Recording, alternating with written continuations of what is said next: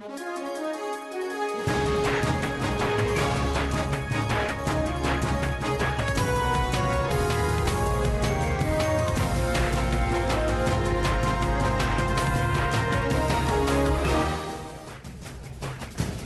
Newsroom. Hello and welcome once again from Johannesburg here in South Africa. My name, of course, is Evan Jensen. The show, as always, is live and broadcast from our studios right here in Auckland Park. Now, of course, between 9 and 12 weekdays, you can also watch us on demand, on our YouTube channel via the live streaming facility. Our question today, more rate hikes are expected, prices expected to rise. How will you cope is the question we're asking you today. This after 50 basis points going to mean more money out of your pocket. But first, lots of news this morning. Let's go to Elvis for an update.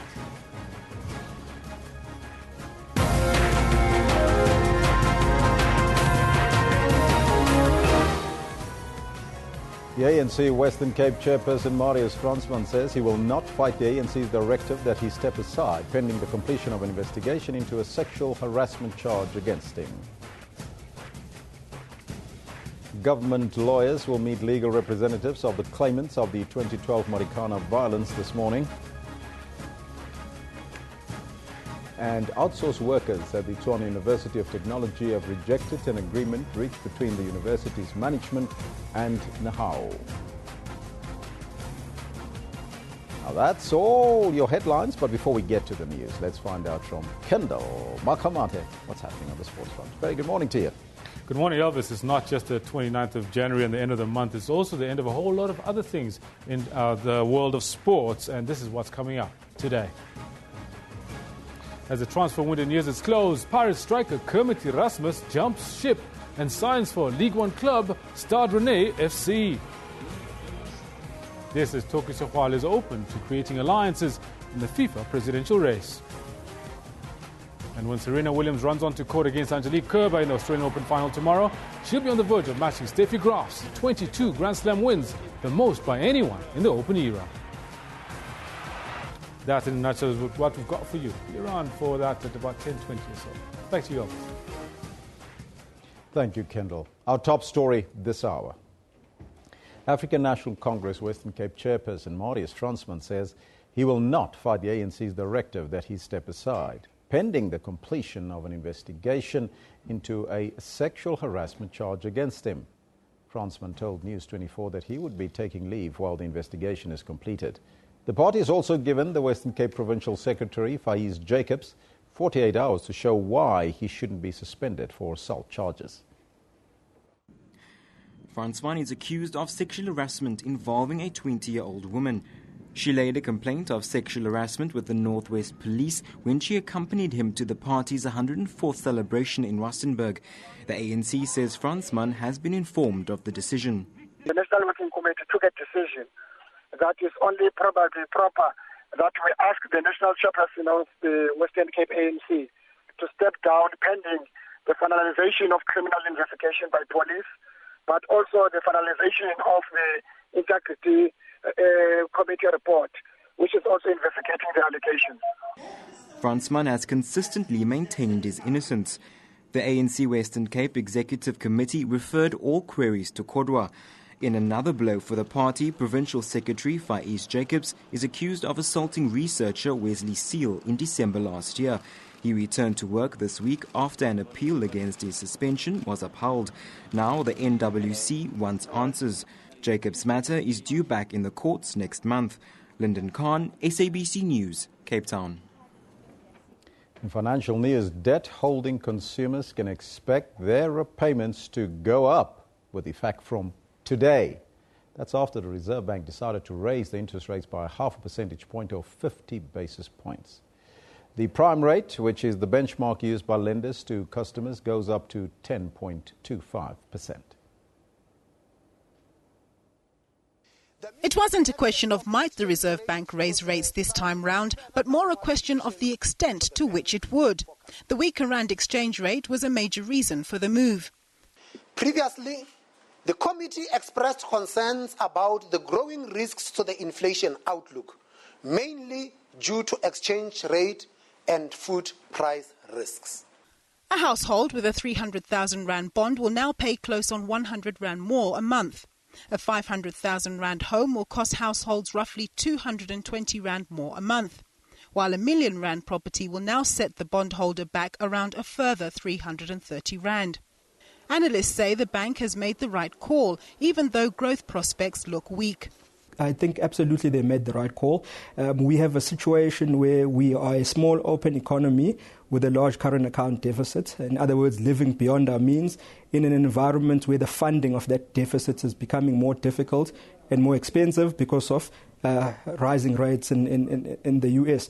With the prospect of higher inflation driven by food and the weaker rand, as well as higher interest rates to curb it, South African consumers can expect a tough year ahead. Nompumelelo Siziba, SABC News, Johannesburg. Now remember that we're asking you that question. 2016, is it a year that's going to be very tough? How are you going to tighten that belt? More rate hikes are expected this year. And of course, the question is, can you cope? As a consumer, we want to know from you. Let us know on the Facebook page as well as on the Twitter handle at SABC Newsroom. We'll explore that theme this morning here on Newsroom. Now, government lawyers will meet legal representatives of the claimants of the 2012 Marikana violence this morning. The SABC's Nozintombi Mia asked the claimants' lawyers what they will be discussing. What are some of the key topics that will be on the agenda? We only received an agenda of the issues that the state proposes yesterday, which came late because we had a discussion, a consultation with our clients in the previous Sunday. And in the consultation that we had in the previous Sunday, our clients instructed us to go through and hear what the state wants to table. Thereafter, we must come back to them and say, this is the proposals that the state has tabled and what, therefore, is your sentiments about them. And can you give me a recap, really, of how much is the claim that you're asking for and the breakdown of what that claim is? There are several claims that we issued. The first major claim is a claim for 1.08 billion rands. That is for Vayeke Sivuka as well as 279 other people. That is for unlawful arrests, unlawful injuries whilst in custody, unlawful detentions, as well as malicious prosecution. So we expect the state really to come through and say, in respect of each and every one of the people, this is what we propose. Now, for the latest on the story, we go to SABC reporter Nozintombi Mia, has been following the story. Nozi, can you tell us what we can expect from the meeting of the legal minds in 2012 Marikana shooting case today? Well, a very good morning to you, Elvis. Today, what we can expect is that the lawyers for the injured and arrested minors, as well as the lawyers for the families of the 34 men that died, will be having a round-table discussion with the state's attorneys. And keymost on the table will be the issue of compensation. We know from what we just heard from this clip that you played, the lawyers for the injured minors are looking for over R1 billion in compensation. At the moment, the figure for the families has not yet been released, and we're hoping later today we'll get a better understanding of how much the families will be asking for in compensation. And the question that will be on everybody's mind today is whether or not government will be able to afford to pay back those claims. And if they can, just how much exactly of those claims they'll be able to give compensation for. Are we likely to see the civil claim ending in a legal court battle, you think, or do you think they'll come to an agreement? Well, Elvis, if they cannot come to any conclusion in the series of round talk meetings that they'll be having, we know today's meeting is the first meeting in the roundtable discussions, and we're expecting that this could take a few months to unravel and play out. And if they're unable to do that, they're going to have to look at going to the courts to try and get some sort of resolution to this. But the problem is, if they do go to the courts, this case or that particular case could end up taking months more. It could end up taking even years more. And that's justice delayed for the families of those minors who died, as well as the minors who were injured and arrested. One thing that really is quite interesting, though, is that the families of the 34 minors who were killed by the police on the 16th of August 2012 as well as 2 other men that were killed by the police in the preceding days.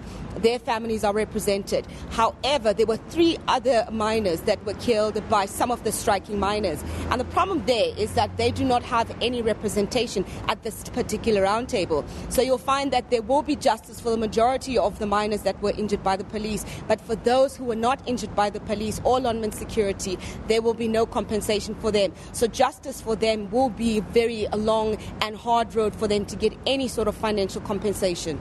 And then just briefly, we believe that Lonmin is saying that it's open for any investigation of its part in the handling of the 2012 Marikana protest that left 44 people dead. Why is that the case? Lonmin has actually been quite open to the prospect of investigation. They've opened up their legal books. They've also opened up themselves to any investigation. And what they've always been saying is that they played by the rules of the book. They followed the correct protocol. But however, you'll find that most of the evidence that was led in the Marikana Commission put a bit of a question mark and suspicion on some of the claims that were made by Lonmin. So Lonmin has been coming forward and saying that they're open to investigation. If anybody, specifically the lawyers they will be basically listening to anybody that says that they want to have their books open and want to be able to put out the correct information of what exactly happened. Nozintombi Mia, thank you so much for that update. That was our reporter on the scene, Nozintombi Mia. Yeah, thank you very much, Sarvis. Now let's shift our focus a little bit. The theme for this year's African Union Summit is the African Year of Human Rights, with a particular focus on women's rights. The 26th AU Summit is currently underway in Addis Ababa in Ethiopia. And now from there, we're joined by our contributing editor, Vuyo Mvoko, who is in Addis Ababa. Very good morning to you, Vuyo. Thank you for joining us. Morning, Ben. Vuyo, I want to go a little bit left field first. This is not an extraordinary session or summit, as it were. So the points of discussion will be quite narrow. But one of the burning issues in African politics is the ICC. That discussion, I think, will be on the sidelines of it. In that same vein, I want to ask you, do you think that Omar al-Bashir will be attending as well?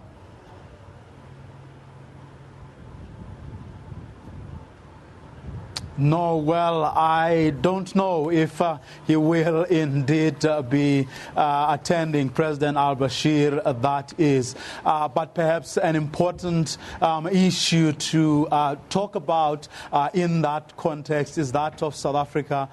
Yesterday, Minister Masuta, who is the South African minister responsible for justice and constitutional development, apparently he made a presentation yesterday morning to a committee of ministers, of course, who were together with their bureaucrats and other stakeholders involved in the justice and area of the AU work. We are told that he made a presentation where he tried to drive a point home, and that point being that the continent should unite or rally behind a resolution that says that the continent will no longer cooperate with the ICC. In other words, that resolution should go beyond the issue of President al-Bashir.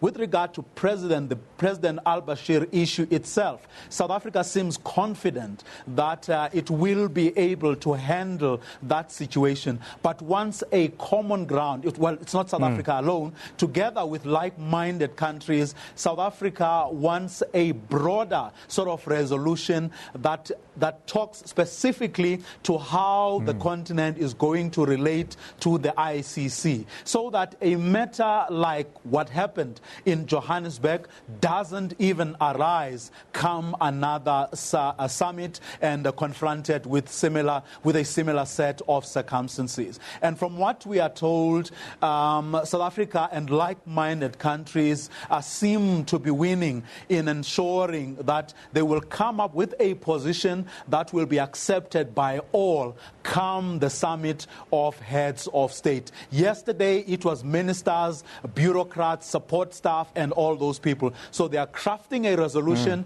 and it's that resolution that will be tabled before a meeting of heads of state for a resolution. Yeben? And what's on the cards for the South African delegation today going into the weekend? Well, going to the weekend, there's a whole range of other issues that need to be discussed. Among those issues is the resolution of conflict. Now, there's a peace and security, the peace and security structure of the AU was, there were elections yesterday, or nominations, we shall say, because it still needs a further adoption by the heads of state. So from there, South Africa is in the Peace and Security Council, so is Nigeria. So the the heavyweights of the continent are part of that structure. But so are some of the countries that are deeply involved in violent conflicts at the moment. Burundi, for example, is there. But so are, so we call them warring factions. Remember, there's no love lost between Rwanda and Burundi. And both of them are in that Peace and Security Council. Now, the Peace and Security Council's job is to intervene when there are conflicts, but it's also to manage conflicts, but also to make sure that there are early warning systems that where situation is volatile and beginning, where conflicts are beginning to are bubbling under, they move in swiftly and get the continent to make sure that that situation is contained and it doesn't go beyond control. So you can read into the composition of the Peace and Security Council, some thinking that perhaps those who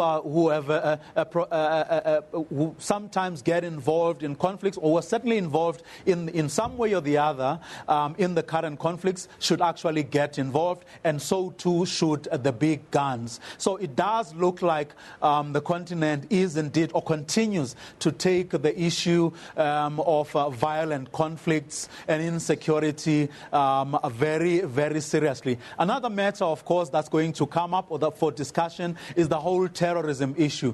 We know what is happening in Nigeria with Boko Haram. We know what is happening in places like Somalia with regards to Al-Shabaab. So that too is receiving a great deal of focus. But another issue or area that is receiving a great deal of focus and emphasis is the whole financing of the AU. Remember, in the past, they depended almost entirely on places like the European Union for funding, and of course countries like South Africa, Nigeria, Algeria, Egypt, who were contributing quite handsomely. Those countries have made it clear that they can, with all that is happening in the world today and money being scarce and scarce, they can no longer shoulder or carry the burden of financing the African Union on their own. So from what the AU chairperson told us the day before yesterday, the AU has had to revise those figures, and with that, its programs, because of the financial implications that they have. But that's not to say the work of the Commission is not going to go ahead. They've had to revise the figures, but the work should continue. But they are now looking at alternative means of funding. As to what those alternative means will be, where the money will come from, at what expense, that's what we will hear over the next day or two. Yeben?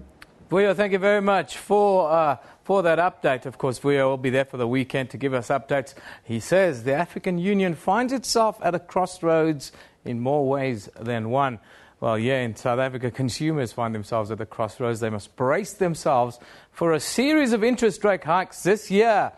And that, of course, is a warning from most economists in South Africa. Yesterday, the Reserve Bank's Monetary Policy Committee, MPC, increased the repo rate by an aggressive 50 basis points to 6.75%, as expected. Inflation is up, and the rand has weakened sharply since that last MPC meeting in November of last year. It was a tricky fiscal path that Governor Leseja Kganyago and his team had to navigate for the country. Now, economist, advocate Lavan Gopal joins us from our Durban studio this morning. A very good morning to you, Lavan. Thank you for joining us again.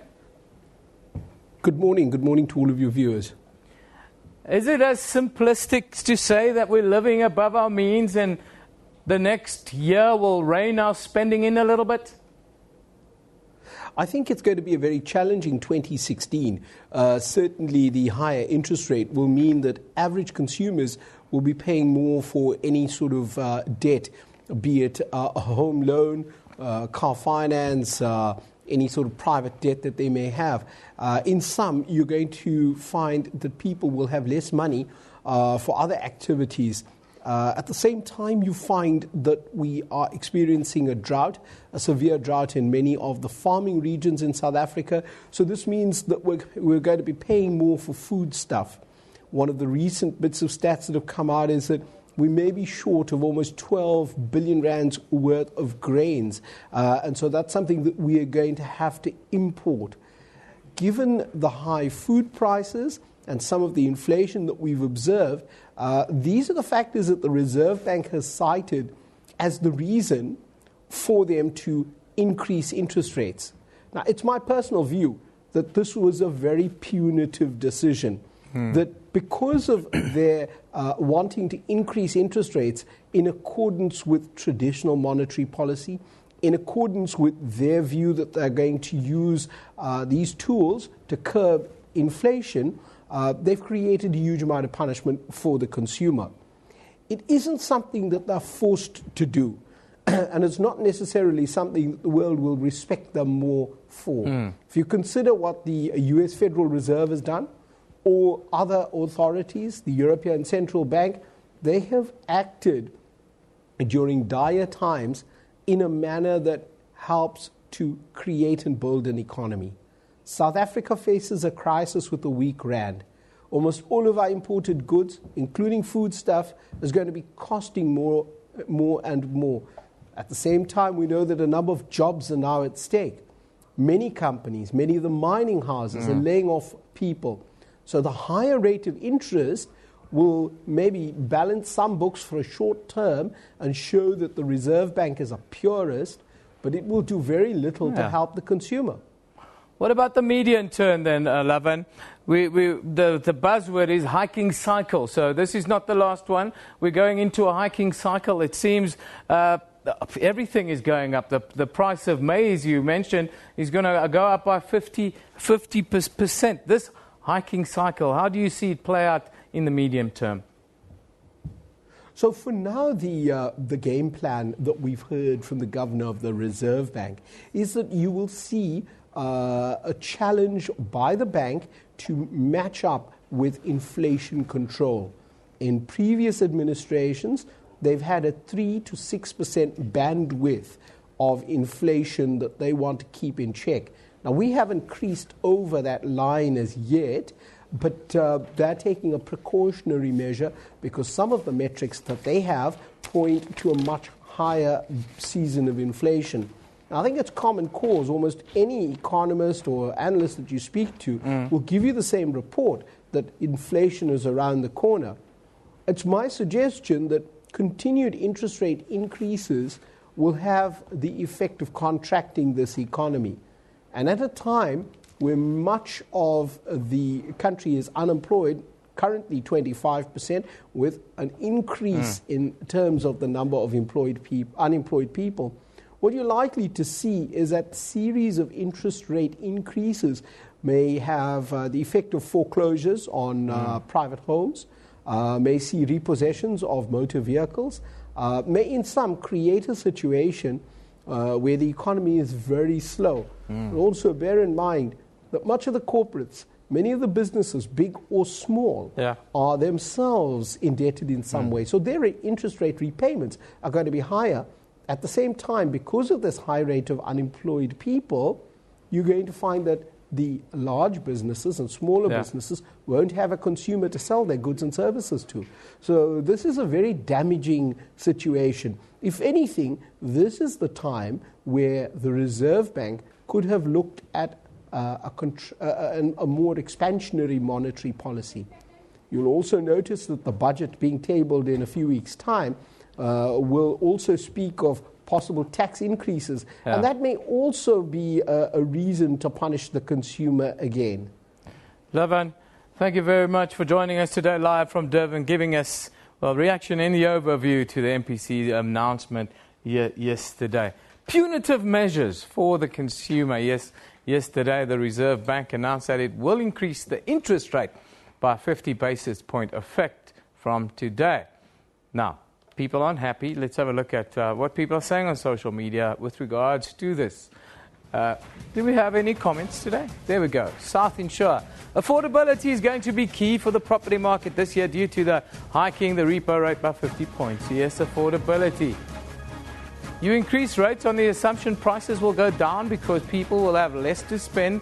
Problem with applying 1701 economics in 2016, says Diago. Omega talks about, remember 2006, can't we go back there? See? Santosh, can't believe there are actually people out there that are surprised. Case in point, he says. Yeah, people aren't happy. Let's move on and take a look at our picture of the day. Now, this one comes from Rensha van der Vent, and it's captioned, N1 incoming between Jip de Jager and Platte Kloof. This is in Cape Town, an accident scene there. Wow, what was that, a car? Jip de Jager, Cape Town. Let's now take a look at the front pages from around the globe. We'll start in Europe, where the Times reports that young people in England are the most illiterate in the developed world and are floundering in math. This according to a global ranking system. Then, the New York International Times says the World Health Organization rang a global alarm over the Zika virus yesterday, saying that the disease was spreading explosively in the Americas and that as many as 4 million people could be infected by the end of this year.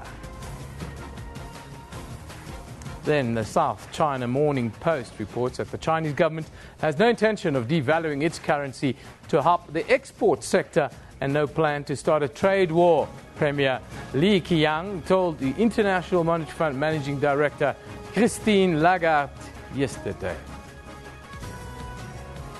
Back here in South Africa, this is what's happening in the courts. Now, we start in Johannesburg, where Gareth Cliff is expected to once again appear in the High Court following his application to force Mnet to give him his job back. Today, he will find out if he will be reinstated as a judge on the Idols SA show. Still here in Johannesburg, the sentencing of 2 men accused of attacking and killing Mozambican national Emmanuel Sitoli is expected at the High Court. That's the Johannesburg High Court as well. The attack happened in Alexandra during the height of the xenophobic attacks in April of last year. Then we go down to the Northern Cape in Kimberley, where 4 high school boys from Jan Kempdorp, who are accused of raping another learner, they're expected to appear in the magistrate's court in the town of Jan Kempdorp as well. Well, time for us to take a break. When we come back, Professor Raymond Parsons will be with us to dissect the announcement yesterday. Don't go away.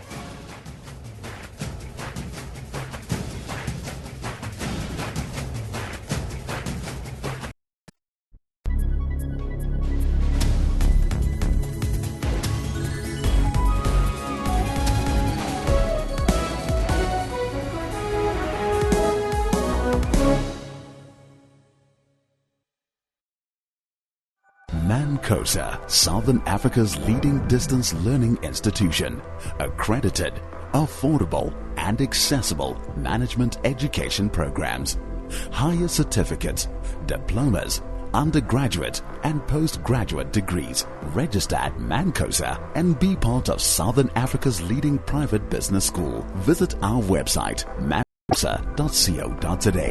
ManCosa, management education reimagined. In Africa, technology has created many new ways of doing things. ICT is an increasingly important part of everybody's life. It's being used in education, for social media, and now for farming too. The best thing about internet for a farmer is that you get to share information. On Network, we give you all the important African technology and social media news. That's Network with me, Phumelele Zondi, every Sunday at 7:30 p.m. Central African Time, only on SABC News.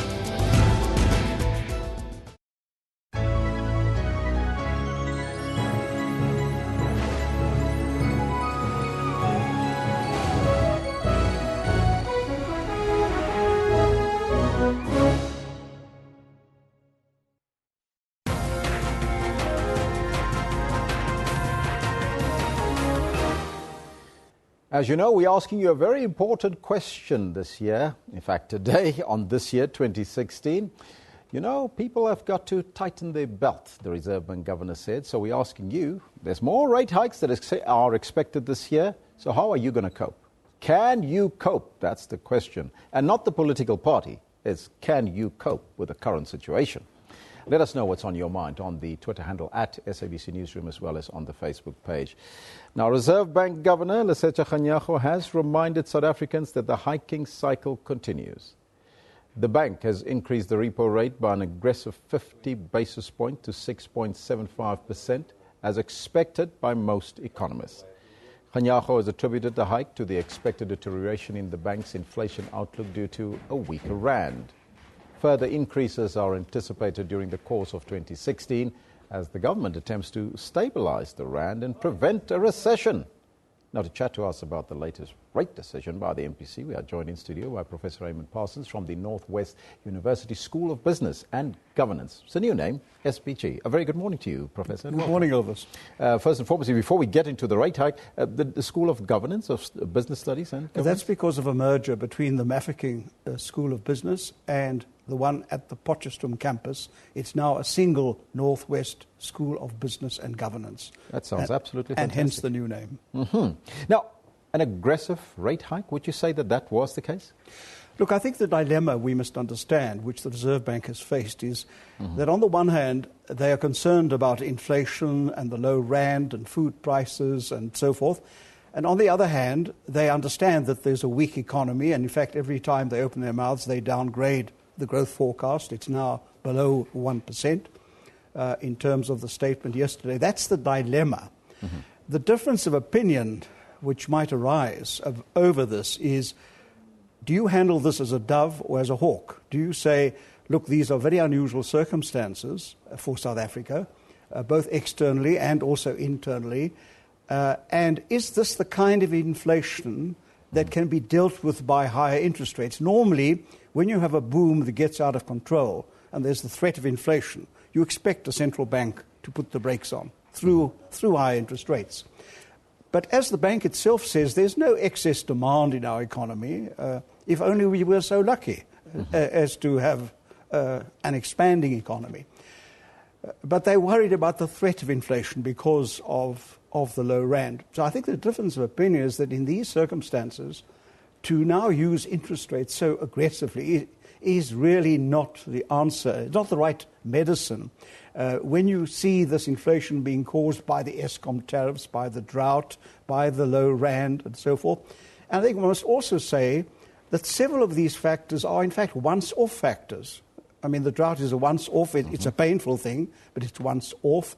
The issue of having had more than one Minister of Finance in the last couple of months, it's also a once-off thing. We don't expect that to be repeated. So if you take into account, Elvis, that in fact, as the Governor said yesterday, the Monetary Policy Committee was divided on this matter. Correct. 3 in favour of a 50 basis points, 2 in favour of a 25 basis points, and 1 saying, look, let's just wait and see what happens, especially in the budget next month, which is also going to be tough. So I think the answer to you is, well, as the bank saw its inflation mandate, it felt compelled to act. But I think there are some analysts who are saying, look, perhaps this is too aggressive. Yeah. And with a country talking about recession and so forth, this might be the tipping point. Now, talking about inflation and inflation targeting for that matter, is that still a policy that is relevant, especially looking at the current weak economic situation where we found ourselves in? I think that our inflation targeting system, which we've had since the year 2000, has been quite successful. And I think the bank has had a fairly good track record on that. But the issue is not whether it's still relevant. It's a question of, can you act, or are you willing to act more flexibly within that framework, saying this is an unusual set of circumstances that we're facing both globally, but especially domestically. And perhaps we mustn't just throw the book at the issue. We must say, well, yes, we are committed to inflation targeting, but we may have to tolerate certain divergences while we get over the hump. And I think that's where where the difference of opinion is. And that's why you saw this divided opinion in the MPC itself. That's quite significant. It's quite significant. The Reserve Bank at that point in time, when they began that rate hike cycle in 2014, and since then, the higher the rate, it seems, the weaker, or the higher the rate rather, the weaker the rand. Do you foresee that the strengthening of the rand perhaps is perhaps a turnaround from this downward spiral that we've seen? Well, I think the problem is that one is not convinced that you can fight the forces that are pushing the rand down with high interest rates. They are too strong. Someone has said on the program, this is a small open economy. The consequence is you must be more modest in how you deploy some of your policy tools faced with those forces. And I think the issue is, yes, the rand may have recovered overnight, but where will it be next week after we've had to absorb the 50 basis points? And the issue is very much not so much the 50 basis points, maybe 100 rand here or 200 rand there. It's the cumulative impact of increases over the past 2 years and the prospect of further increases, which are going to affect the decisions of consumers and business people after the decision yesterday. Are you perhaps of the view, Professor, that the rate hike was a bit premature? Bear in mind that the Fed in the US has not made a decision yet in terms of where they're going. Well, I think, look, as you may have gathered, I'm a dove because I'm saying the circumstances are very unusual. It's interesting that, once again, that the views within the Reserve Bank are divided. We really have to be cautious. So it's a question of how you interpret that caution. That either you sit tight and you wait for further developments, or you only put it up by perhaps 25 basis points, which I think most people could perhaps have lived with. But I think a signal of 50 basis points is a much more aggressive and stronger one, and is definitely going to influence the decisions of many people, not necessarily for the better. And in closing, Professor? Well, what I'm hoping is that over the next few months, we will not get to a point on this program or elsewhere where we say that the interest rate exercise operation was a success, but the patient died. Professor, thank you so much as usual for joining us here in studio. That was Professor Raymond Parsons from the Northwest University School of Business and Governance. As you heard, it's a new name now for the institution. Yeah, thank you. Now, of course, the Reserve Bank Governor, Lesetja Kganyago, announced yesterday the interest rate will rise, 50 basis points from today. That's 29th of January 2016. The hike in interest rate is expected to drive already indebted consumers into more debt this year. Consumer hardship on the cards as the fuel price will increase by now 7 cents a litre next month. Eskom is requesting new electricity tariffs, and it'll become harder to get loans this year as well. Now, to talk about the impact this will have on consumers, in our Pretoria studio this morning, we are joined by the South African National Consumer Union's Deputy President, Ina Wilkins. Very good morning to you, Ina. Thank you for joining us. Thanks. It's nice to be on the program. The move, 50 basis points. Do you agree with some of our experts that this was maybe a little bit aggressive? I agree with it, but, I really think the SA Reserve Bank didn't have much of a choice in view of the circumstances in South Africa at this point in time. Not good news for consumers, but then again for consumers who have investments, they will be earning a bit more, and I'm thinking of the pensioners.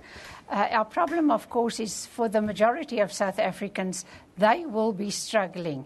So it's going to be very difficult for the South African consumer months ahead. Consumers in South Africa, are we living beyond our means? And is this the only way to get us to rein in our spending a little bit? Yes, unfortunately, we are living, beyond what we should live. But the problem is it's not really the consumer's fault.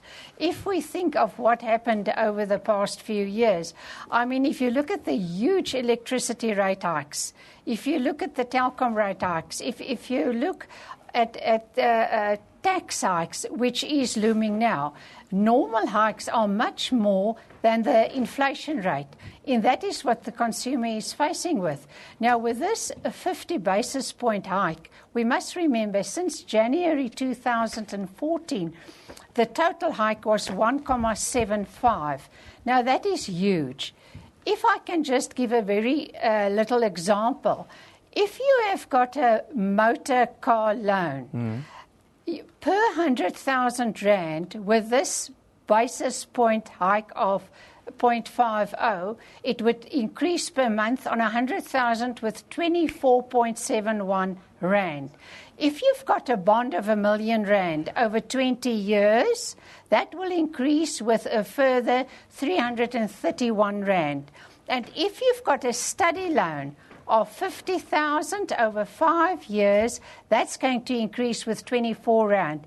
Now we're immediately talking about 380 rand 0.48 cents. That is apart from the 80% hike on electricity, which perhaps a further 17% we're talking about. And the problem is that consumers are in debt already. They got credit very easily, and it's going to be very difficult now to get credit.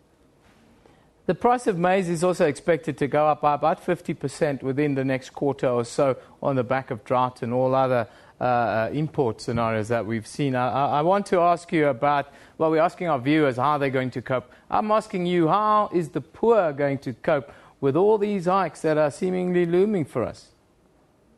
No, you are absolutely right. I don't think they're going to cope. It's going to be very difficult for them.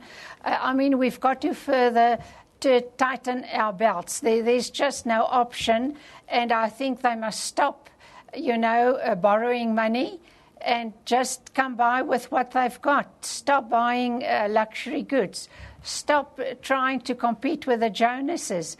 Let's go back to the basics and see if we can contribute, and see what we can do about South Africa's economy. But it's very, very difficult for consumers, and they are hard hit at this point in time.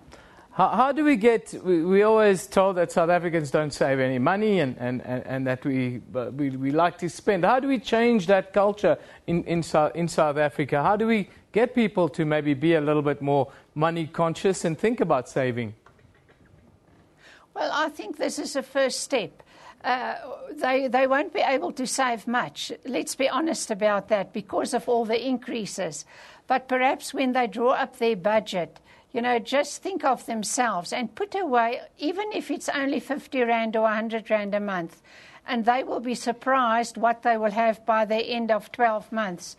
We've got to start saving money, especially for more difficult times ahead. I mean, with the drought and food scarcity in South Africa, maize price going up with 50%, it's very difficult for consumers. But I think this might let them think, there must be a way out, and stop just buying things and stop competing with everyone else. It's not necessary to drive those luxury cars.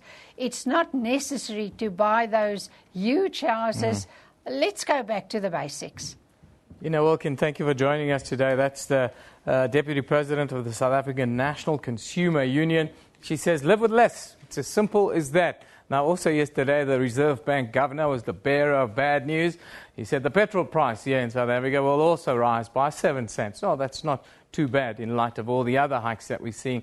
But let's see some of the reaction on Twitter with regards to with the petrol price, little petrol price hike. There we go. Why do we still pay so much for petrol in South Africa if the oil price is so low? Well, we have a very heavy tax on our petrol. Reduction in petrol price, too less. Middle class needs support, says Ali. Pekwane says, tough times ahead, weaker rand, petrol price hikes, Eskom hikes, etc. Economy on the verge of recession. Yes, difficult times ahead. We're asking you the question, how are you feeling with regards to all of this? More rate hikes, food price hikes, electricity hikes, maize price, all these things are happening this year, expected. Can you cope? How do you cope? What's your plan? Do you have a plan? At SABC Newsroom is where we'd like to hear that plan. We'll share it with the world a little bit later, but let's look at what's on Newsroom's Facebook page now. Now, the African National Congress, National Working Committee and the party's Western Cape leaders, well, they're expected to meet on Monday now to discuss the way forward after the committee asked provincial leader Marius Fransman to step down, or not, step aside, or take leave, as he called it. Now, a call has been made for the upcoming International AIDS Conference in Durban to be used as a platform to strengthen efforts combating HIV and AIDS. The Zika virus linked to severe birth defects in thousands of babies in Brazil is spreading explosively and could infect as many as 4 million people in the Americas. This according to the World Health Organization's latest report that was out yesterday. All of our stories and more on Facebook. Just put in Newsroom in the search bar. We'll pop up. Like our page, please. Also, sabc.co.za/news. That's where you get us. Now, time for us to take a break. We'll be back with more shortly.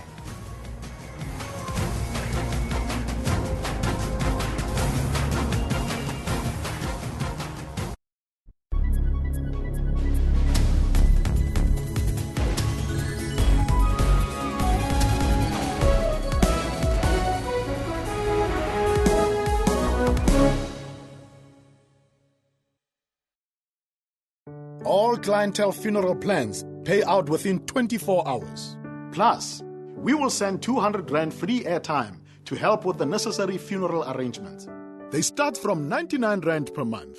Important, you can cover up to 13 people on one plan. And on our Ultimate Dignity plan, you can get all your premiums back.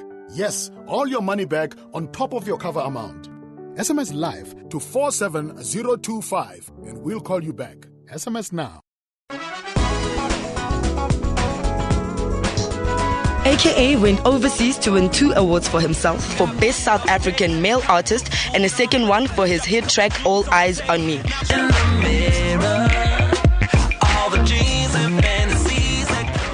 The Lamb film is nominated for Best Foreign category at the 2016 Oscars. We couldn't find finance until the script won a very prestigious prize in France. Dr. Pascal has inspired many in song and theatre presentation. And in 1985, when I came, I went to the SABC on the radio, and I was the voice of Africa. Catch Trends every Friday at 9 p.m.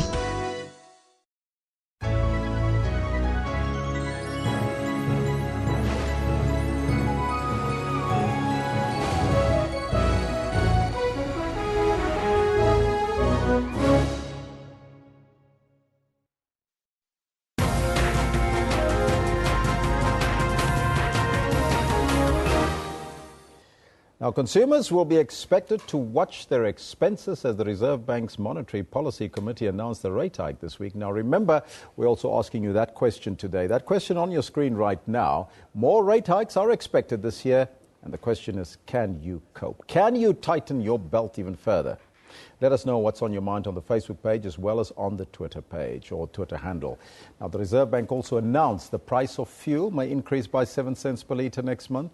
Eskom is also requesting new electricity tariffs, and according to the recent report, South Africa's unemployment rate is still sitting at 25.4%, and this figure could be expected to rise as we brace for tough economic times ahead.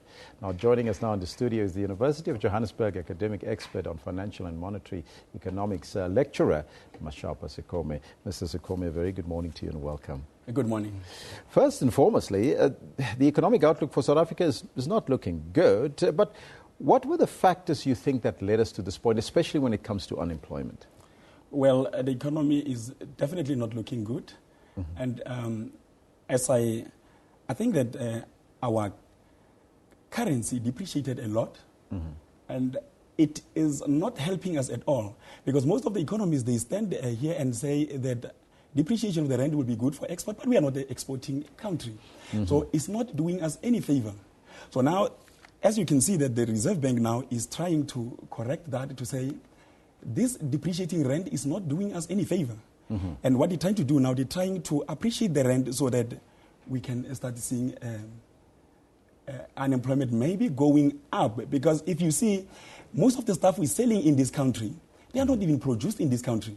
Yes. So, which means that now the depreciating rand is making those goods to be even more expensive for us to buy. So what we need now, we need the stronger rand, and the rand must appreciate a lot so that we are able to buy those goods from wherever they are produced, and we employ people to come and sell those goods. So now South Africa already has a 25.4% unemployment rate. Do you expect that to rise?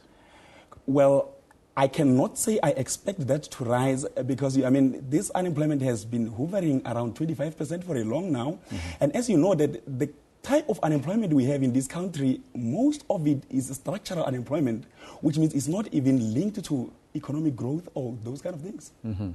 Now, if we look at the interest rate itself, food price increases will follow. We know that. There's a fluctuating oil price. We know that we're going to have to pay more for petrol soon. And it will also affect those that's employed as we stand. Will we also see perhaps an increase in the poverty levels in the country relating to unemployment? Well, poverty level might increase, but not that much.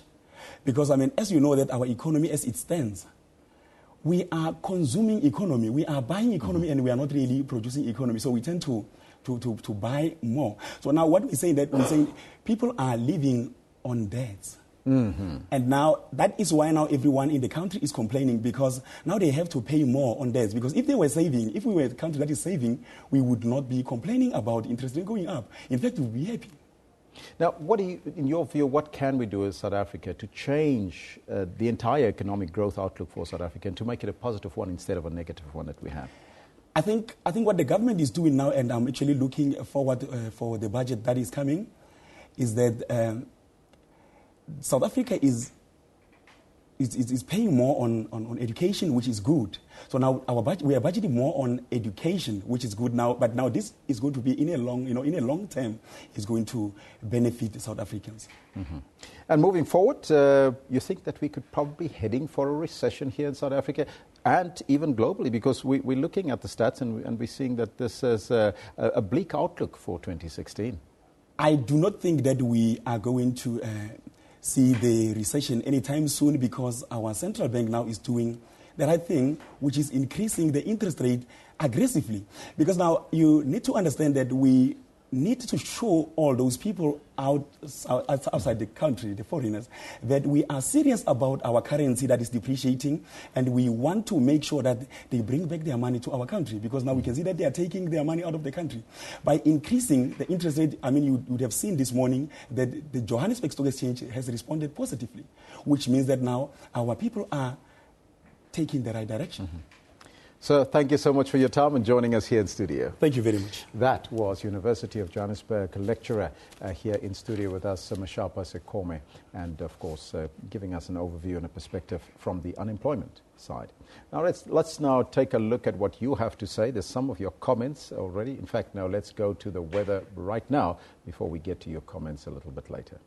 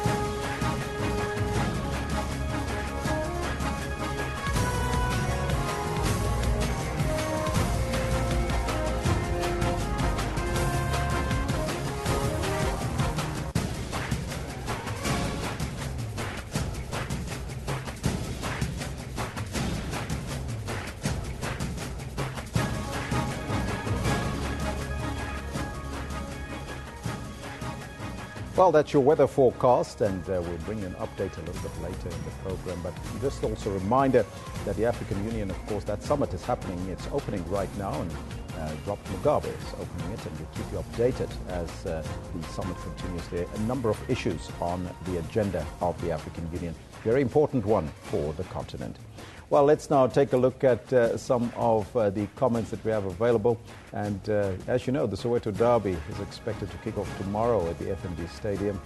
Let's take a look at what you have to say about that. This one from Mamuli says, the Soweto Derby, and we're playing Maritzburg United. Ha, ha, ha, ha. Good day for laughs, says Maritzburg. Says that one. Kalushi says, Soweto Derby now boring. This could have not happened in Abdul Bamji's time. Why is that the case? Why do you think it wouldn't have happened in Abdul Bamji's time? I'd like to get some clarity on that. Tsietsi says, I think that Soweto Derby has lost its spark, but it was long coming. The players don't work harder, so we can't come and watch a draw. We don't want to watch a draw, see. Poverty says Soweto Derby is no longer as the brilliance, the skill, the class, the goals, and the emotions. Don't forget the music. I always come home disappointed. It's such a bore, says Poverty. In the days of Abdul Bamji, there was also music and entertainment. It was absolutely mind-blowing. That's why we probably had that tweet about Abdul Bamji earlier.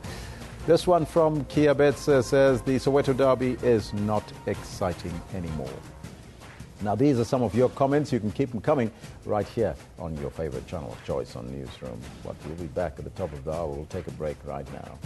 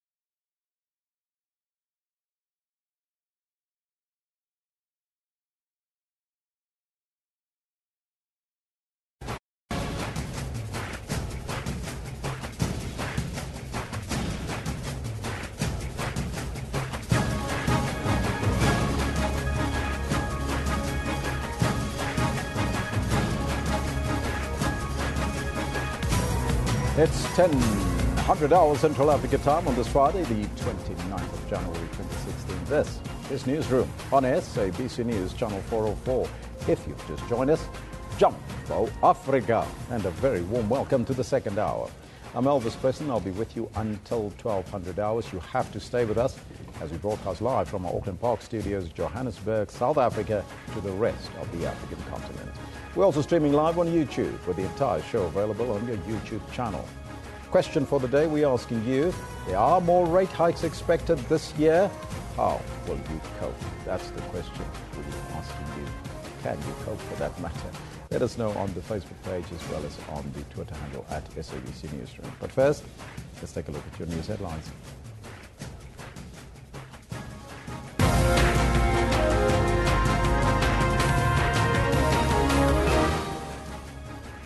ANC Western Cape chairperson Marius Fransman says he will not fight the ANC's directive that he step aside, pending the completion of an investigation into alleged sexual harassment charges against him. Government lawyers will meet legal representatives of the claimants of the 2012 Marikana violence this morning. And outsourced workers at the Tshwane University of Technology have rejected an agreement that was reached between the university's management and Nahau. Now, those are all your headlines, but before we get to the news, let's find out from Kendall Makamate what's happening on the sports front. A very good morning to you. Good morning, Elvis. It's a very interesting sports day today, I can tell you that. Stuff from overnight as well as already happening this morning. Good morning, this is what we've got for you in the sports today. And as the transfer window nears its close, Pirate striker Kermit Erasmus jumps ship and signs for League One club Stade Rennais FC. This says Toki Sehwale is open to creating alliances in the FIFA presidential race. And then when Serena Williams runs out onto court against Angelique Kerber in the Australian Open final tomorrow, she'll be on the verge of matching Steffi Graf's 22 Grand Slam wins, the most by anyone in the Open era. And that's exactly what we've got for you in the sports later on today at about 10:20 or so. Be sure to stick around for that. Thank you, Kendall. Top story this hour. African National Congress Western Cape chairperson Marius Fransman says he will not fight the ANC's directive that he step aside. That's pending the completion of an investigation into an alleged sexual harassment charge against him. Fransman told us that he would be taking leave while the investigation is completed. The party has also given the Western Cape Provincial Secretary Faiz Jacobs 48 hours to show why he shouldn't be suspended for assault charges. Fransman is accused of sexual harassment involving a 20-year-old woman. She laid a complaint of sexual harassment with the Northwest Police when she accompanied him to the party's 104th celebration in Rustenburg. The ANC says Fransman has been informed of the decision. The National Working Committee took a decision that is only probably proper that we ask the national chairperson of the Western Cape ANC to step down pending the finalization of criminal investigation by police, but also the finalization of the integrity committee report, which is also investigating the allegations. Fransman has consistently maintained his innocence. The ANC Western Cape Executive Committee referred all queries to Kodwa. In another blow for the party, Provincial Secretary Faiz Jacobs is accused of assaulting researcher Wesley Seal in December last year. He returned to work this week after an appeal against his suspension was upheld. Now the NWC wants answers. Jacobs' matter is due back in the courts next month. Lyndon Khan, SABC News, Cape Town. Government lawyers will meet legal representatives of the claimants of the 2012 Marikana violence this morning. The SABC's Nosin Tombi Mia asked the claimants' lawyers what they will be discussing. What are some of the key topics that will be on the agenda? We only received an agenda of the issues that the state proposes yesterday, which came late because we had a discussion, a consultation with our clients in the previous Sunday. And in the consultation that we had in the previous Sunday, our clients instructed us to go through and hear what the state wants to table. Thereafter, we must come back to them and say, this is the proposals that the state has tabled and what, therefore, is your sentiments about them. And can you give me a recap, really of how much is the claim that you're asking for and the breakdown of what that claim is. There are several claims that we issued. The first major claim is a claim for 1.08 billion rands. That is for Vayeke Sivuka as well as 279 other people. That is for unlawful arrests, unlawful injuries whilst in custody, unlawful detentions, as well as malicious prosecution. So we expect the state really to come through and say, in respect of each and every one of the people, this is what we propose. In financial news, debt-holding consumers can expect their repayments to go up with effect from today. That's after the Reserve Bank decided to raise interest rates by 0.5 percentage point or 50 basis points. The prime rate, which is the benchmark used by lenders to customers, goes up to 10.25%. It wasn't a question of might the Reserve Bank raise rates this time round, but more a question of the extent to which it would. The weaker rand exchange rate was a major reason for the move.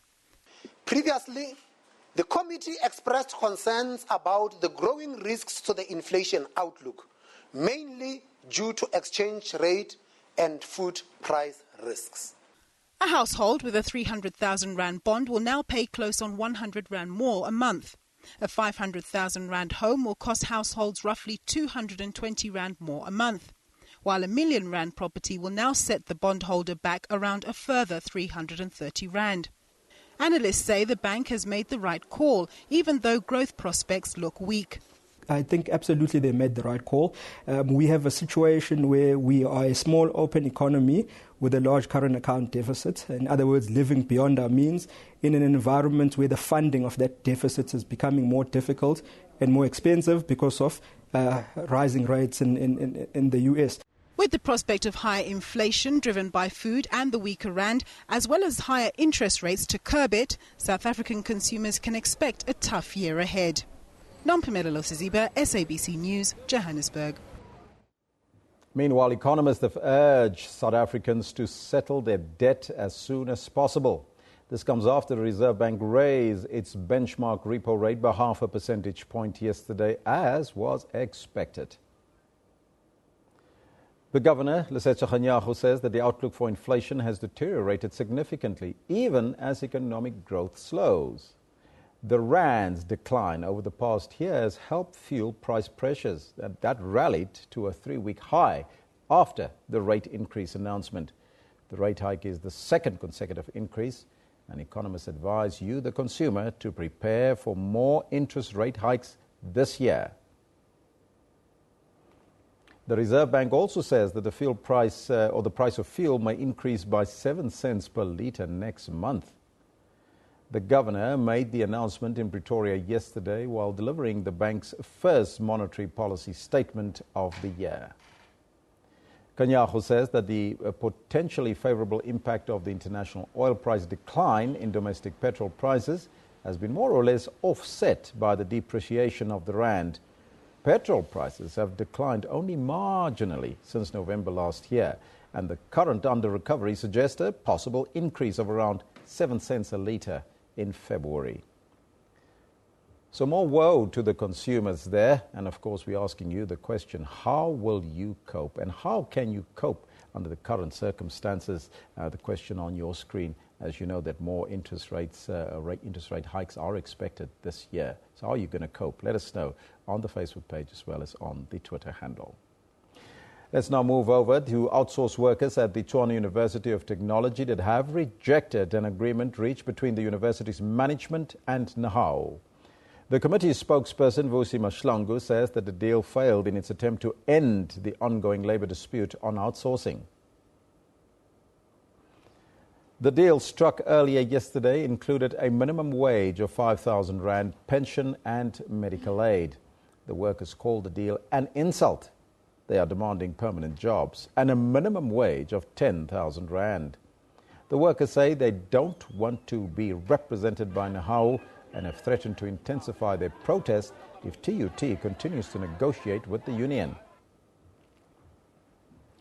Idols judge Gareth Cliff will find out today if he will be reinstated as an Idols judge South Africa.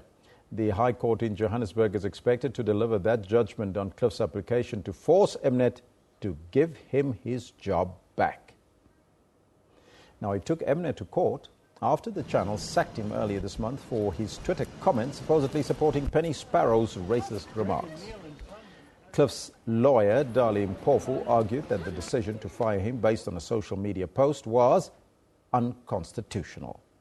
Acting on behalf of Mnet, advocate Wim Trengrove argued that the channel had the absolute right to dissociate itself with someone whose reputation tarnished its brand.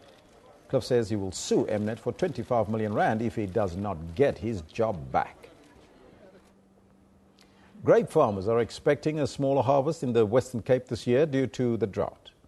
Large vegetation fires have also dealt a blow to many farmers. Dimmersfontein Estate has 60 hectares of vineyard. It usually produces over 500 cartons of grapes per season. This year, they expect 300 cartons. The estate employed 40 temporary workers for a period of 3 months. Sadly, it had to let some of them go due to an expected smaller harvest. This year we will definitely get much better quality, but lower volumes. That is unfortunate, but we get the opportunity to buy in, and we try to keep it as productive as we can. So yes, I believe we will have the best quality. The Western Cape government visited affected farmers. From an agricultural department health point of view, we're not really able to step in there, but what we do need to do is learn from the processes. In the interactions that I've had with the farms that I have visited thus far, you can see where we have good fire mitigation plans in place, where farmers are really proactive in making sure that their fire breaks and access when the fire teams have to come in when a fire does come. That works very, very well. The large vegetation fire at Simonsberg last week also threatened the sweetness of some grapes, but farmers say they remain hopeful. The Agriculture Department says it hopes to double wine exports by 2025. Lynn Arendse, SABC News, Wellington in the Western Cape. Extra personnel has been sent to fight the last hotspots in the bushfires at Cape St. Francis in the Eastern Cape. 2 extra helicopters from Pretoria and Bloemfontein will this morning join 3 others that have been working non-stop. Koga Municipal spokesperson says a new crew from Working on Fire and firefighters from Kamdeboer and the Blue Crane municipalities have also arrived. Strong winds of the past few days have subsided. Mineral Resources Minister Mosebenzi Zwane has confirmed that about 32,000 miners could lose their jobs. Lowering commodity prices are affecting production. Iron ore and platinum mines are the worst affected.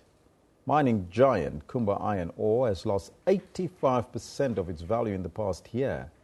Mining accounts for more than half of South Africa's exports and employs more than 400,000 people. However, Zwane says that the government has put in place strategies to mitigate the job cuts. Zwane says the plans include, among others, reskilling of workers, counselling and transferring workers from one mine that has a problem to other mines. Further afield now, the World Health Organization will hold an emergency meeting on Monday to determine its response to the Zika virus outbreak.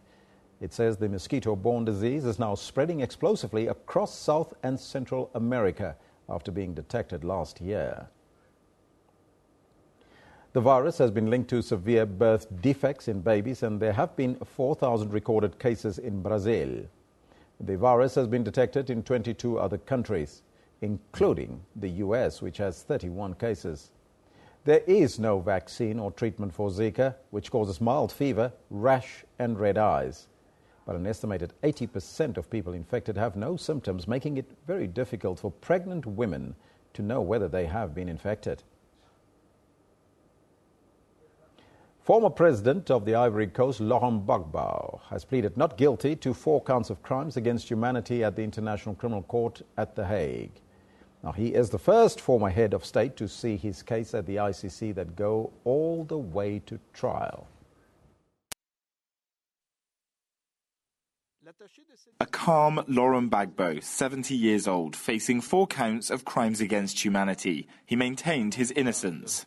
Merci, Monsieur le Président. Je plaide non coupable. His co-accused, former youth leader Charles Blé Goudet, also denies the charges, which include rape, murder and persecution. Non coupable. As the trial began, hundreds of Laurent Gbagbo's supporters protested his innocence outside the court. We want him free now. He's a big African, he's a Pan-Africanist. We want Gbagbo free. Didn't do anything wrong. He just protected for the democracy. He just protect for freedom for the country. Laurent Gbagbo and Charles Blé Goudet are accused of orchestrating post-election violence in Ivory Coast in 2010, following Gbagbo's election defeat to bitter rival Alassane Ouattara, who remains president in the country. In the run-up to the trial, the ICC has also intensified their investigation into pro-Ouattara forces for their alleged involvement in the unrest. The number of victims of the post-electoral violence was over 3,000, and the events brought before the court today only concern some of them. So the prosecutor's announcement that there are still some investigations ongoing which may concern the other camp is a very good thing for the victims in Côte d'Ivoire. The trial of Laurent Gbagbo and Charles Blé Goudet is expected to last around 3 years. Judges here at the court will hear hundreds of hours of testimony from the over 700 witnesses in this case before they decide whether or not to convict the two men of crimes against humanity. Jack Parrick, SABC News, at the International Criminal Court in The Hague. The United Nations says that the al-Qaeda-affiliated terrorist group Al-Shabaab remains a potent threat in Somalia. Those were the words of the UN's top official in that country. Kenya's fallen soldiers returned home after dozens were killed in an Al-Shabaab attack on an AMISOM base in southern Somalia earlier this month. Security remains a paramount concern. Too many civilians and too many soldiers are dying. Al-Shabaab remains a potent threat. I am encouraged by the commitments made by President Hassan Sheikh Mahmoud in September 2015 to security sector reform, including a comprehensive review of the sector, timely and adequate pay by electronic means, and a transfer to a unified biometric registration system. Keating also told Council that after almost 6 months of negotiations, the government reached a decision on an electoral model for the country based on a unique balance of representation between clan and constituency, in what officials view as offering a hopeful outlook for an inclusive electoral process later this year. But the questions of security in the country remain, and as AMISOM forces increase their control over larger parts of the country, they've become stretched, leading to greater vulnerabilities. Vulnerabilities Al-Shabaab has been only too happy to exploit. Al-Shabaab has resorted to change tactics in launching a combination of asymmetrical and direct attacks on AMISOM bases. In this respect, we have seen an incremental occurrence of guerrilla warfare as well as the use of IEDs in their attacks. With appeals for the Council to use its leverage to increase international support for the Somali army and for the delivery of military hardware needed in offensive peacekeeping operations. Sherwin Briceby's SABC News, New York.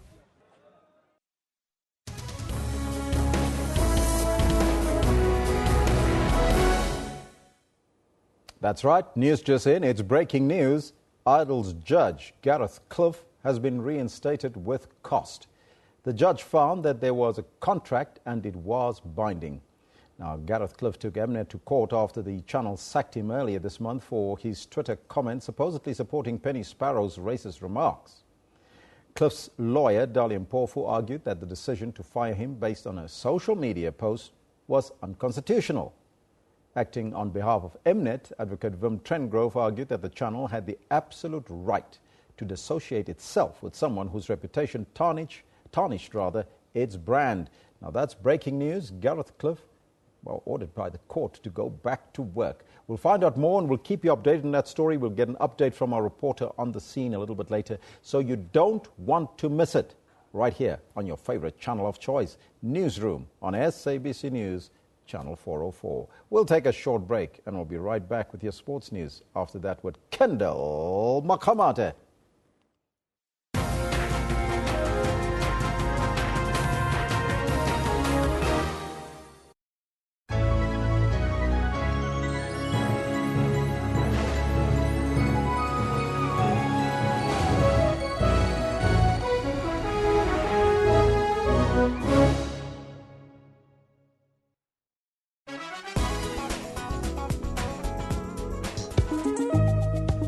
On Trends, we take you down memory lane with Lionel Richie, who will be touring South Africa next year. Just saying. We pick up the best of movies to lead you to a joyous weekend full of action. South African Fashion Week was back with a bang, showing off new designs for 2016. Mikasa's Home Sweet Home album will keep you dancing this festive season. For more entertainment news, join your host Rifule Mula every Friday at 9 p.m.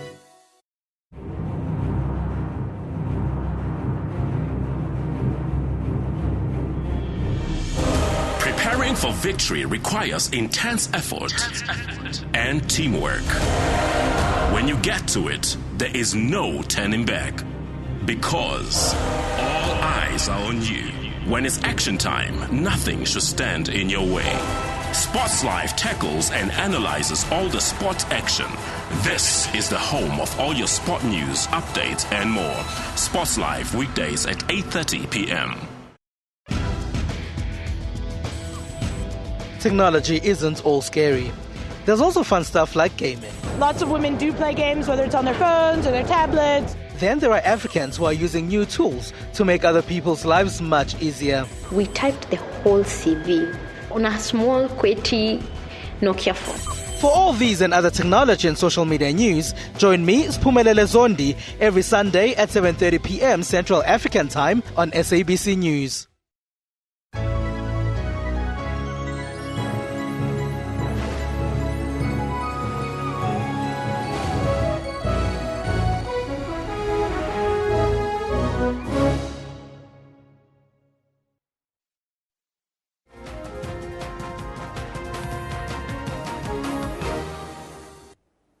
Good morning, welcome back. My name is Kendall Makamate, and our top story for this bulletin is about soccer. As the transfer window draws to a close, one transfer stands out over all of them. Kermit Erasmus is now no longer an Orlando Pirates striker, but will be turning out in the colours of French League One club Stade Rennais FC the next time he takes to the pitch. In a move that caught everyone by surprise, Erasmus is reported to have signed a 2.5-year deal with a fourth-place French club on a free transfer. Kermit Erasmus, a dynamic striker, initially joined Pirates in 2013 from SuperSport United, going on to score 13 goals in 51 appearances. Prior to that, he'd been with the Dutch club Feyenoord for 2 years. He's now former coach Eric Tinkler, who was busy with preparations for tomorrow's derby against arch-rivals Kaizer Chiefs, was left completely in the dark about the move, stating as late as yesterday evening that he'd been led to believe that the player was dealing with a family matter in Holland. Now, with only days to go before the much-awaited Absa Premiership Soweto derby, there's still about 10,000 tickets available. The much-awaited match between Pirates and Chiefs has not attracted much attention this time, as it used to. It's not usual that when a match of this magnitude is on the cards, you still find tickets available. Level 5 tickets are sold out, but Level 1 and 2 tickets are still up for grabs. The recent Telkom knockout semi-final between the two teams was sold out within 3 days of announcement. Traffic becomes a nightmare, and road traffic authorities have pulled out all stops to try and avoid congestion. Public transport has been arranged to try and avoid traffic jams. Buses, taxis and trains will ferry people to and from the FNB right across Joburg and Soweto. Your Stadium Avenue, Golden Highway, Renshaw Road and Nasrec Road. Those will be partial 2 hours before the game starts. Partially will close because Connie and Steve and Tinkler has given other people that the VIPs to come through, and those people frustrate us because they're going to come at 25 to 4. Strategic roads leading to the Nasrec Road will be partially closed 2 hours before the start of the match. Nasrec Road will be turned into a 3-lane one-way in before kick-off and a 3-lane one-way out after the final whistle. No drop-offs will be allowed. Themba Shiba, SABC News, Midrand. And so let's have a quick look at the rest of the fixtures for this weekend's PSL action. As you can see, we've got action tonight already. Ajax Cape Town hosting Golden Arrows. They're back in their stadium in Cape Town. Hopefully they get better luck this time. Kick-off 8 p.m. Then on Saturday, the 30th of January, very interesting match up there. Kicking off the proceedings for the afternoon, Orlando Pirates hosting Kaizer Chiefs. Interesting enough, at FNB Stadium, 3:30 kick-off. At the same time, at the old Peter Mokaba Stadium, we've got Polokwane City against Cosmos, Super Sport United against Free State Stars at 6 p.m. Then 8:15 will be Aces against Chipa, Maritzburg United against Mamelodi Sundowns. Then on Sunday, the 31st of January, we've got Platinum Stars against the University of Pretoria, who is struggling in that red relegation zone, and then Bloem Celtic against Bidvest at the Dr. Petrus Molemela Stadium. Those two matches kick off at 3:30 on Sunday afternoon. Now, speaking of fixtures, the Nedbank Cup draw for the round of 32 was done last night, and in fact it showed up a whole lot of very interesting matchups. Now, we'll start first up with the last 32. Start with the Ducks against Polokwane City Rovers, then Chipa United against Baroka, and then we've got Lamontville Golden Arrows against Milford, Highlands Park, Mamelodi Sundowns, Sibanya Golden Stars against Mbombela United, Jomo Cosmos against Amazulu, Orlando Pirates, Kaizer Chiefs. Very interesting that we've got another derby so soon after this particular derby that we're going to be seeing over the weekend. Steenberg United against Platinum Stars. We go through to the second part of the last 32. Polokwane City, African All Stars, ECBS against Magezi, and then Bidvest against Bloemfontein Celtic. Super Sport United will be playing Moroka Swallows, and then Ajax Cape Town will be playing Free State Stars, and then Santos against Mthatha Bucks, and Maritzburg United will be playing Black Leopards, and United Rovers, Mpumalanga Black Aces. Now, moving on to other sports stories. Top seeds Martina Hingis and Sanya Misa have won their third straight Grand Slam doubles title. The duo beat Czech pair Andrea Klavashkova and Lucy Radeshka in straight sets in the women's doubles finals at the Australian Open in Melbourne. Now, Hingis and Mirza have taken women's doubles by storm and were always the favourites to chase the title. Despite some stiff opposition from the Czech 7th seeds in the first set, the world number ones clinched it in the tiebreak. The Czechs did not make the most of their breakpoint opportunities in the second and allowed Mirza and Hingis to bag it 6-3 to claim their first doubles title in Melbourne. The two are also the current Wimbledon and US Open women's doubles champions. And the South African Sevens rugby team has suffered a setback ahead of the first tournament of the year in the World Sevens Series. The Blitzboks will start their campaign in the Wellington Sevens that kicks off in the New Zealand capital on Saturday without the experienced Reino Benjamin. Former Stormers under-21 winger Dylan Sage, who made his Springbok Sevens debut last December in Cape Town, will join the Blitzboks tomorrow as a replacement for Benjamin. This morning's training session at Evans Park did not end well for Benjamin. He injured his calf muscle and has been ruled out of the next two tournaments. Philip Snyman will lead South Africa for the first time following an injury to regular captain Kyle Brown. I need to fill the shoes of Kyle Brown over the weekend, but luckily there's a lot of leaders in the team and making my job really easy at the moment. With the likes of Brown, Cecil Africa and Werner Kok out due to injury, all eyes will be on the new faces in the team. Sandile Ngobo, a product of the Saru Academy, is looking forward to his debut. If I think too far, then I won't be able to execute the little things right. So I just think of the first pass, first tackle, just doing the little things right. Then I think my opportunity will come for me to just express myself very well. South Africa's last pool match against host New Zealand on Saturday evening is the feature match on the opening day of the two-day event. Renette van Rensburg, SABC News. That's where we leave it with the sports. We're going to take a short break. When we come back, Eben standing by with more news and analysis.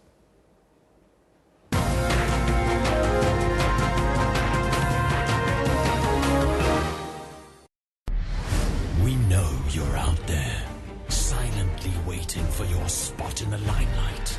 Step up, people of the party. We need your energy, your greatness. Just because you don't do it for money doesn't make you an amateur. Yes, we salute you, party comrade, with a bottle of Johnny Walker Red Label for just $169.99 from Tops at Spa. Get all the latest news from the SABC's online news services on our website. Breaking news and in-depth coverage of everything from business, sports to politics and lifestyle. Catch the top news clips and watch live streaming of major news events on the SABC News YouTube channel whenever. Stay connected on the SABC News Facebook page and have your say on news that matters to you. And for the latest headlines and live updates from our reporters, follow us on Twitter. SABC Digital News, anytime, anywhere.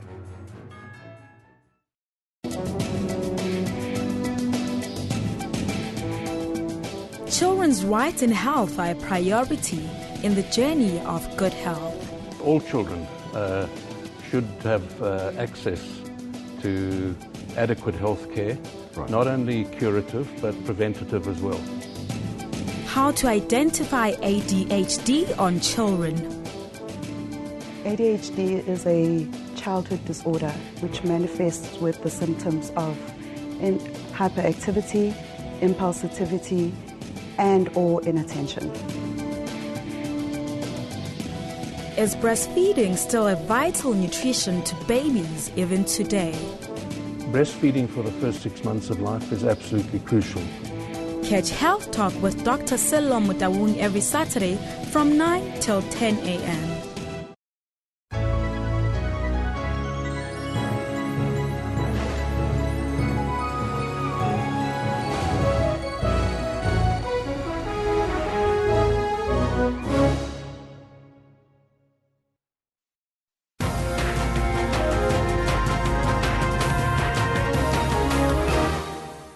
Welcome back. This is Newsroom now. We've got some news that's just in. Idols judge Gareth Cliff has been reinstated with costs. The judge found that there was a contract and it was binding. He took Mnet to court after the channel sacked him earlier this month for a Twitter comment supposedly supporting Penny Sparrow's racist remarks. Now, Cliff's lawyer, Advocate Dalim Pofu, argued that the decision to fire him on a social media post was unconstitutional. Acting on behalf of Mnet, Advocate Wim Trengrove argued that the channel had the absolute right to disassociate itself with someone whose reputation tarnished its brand.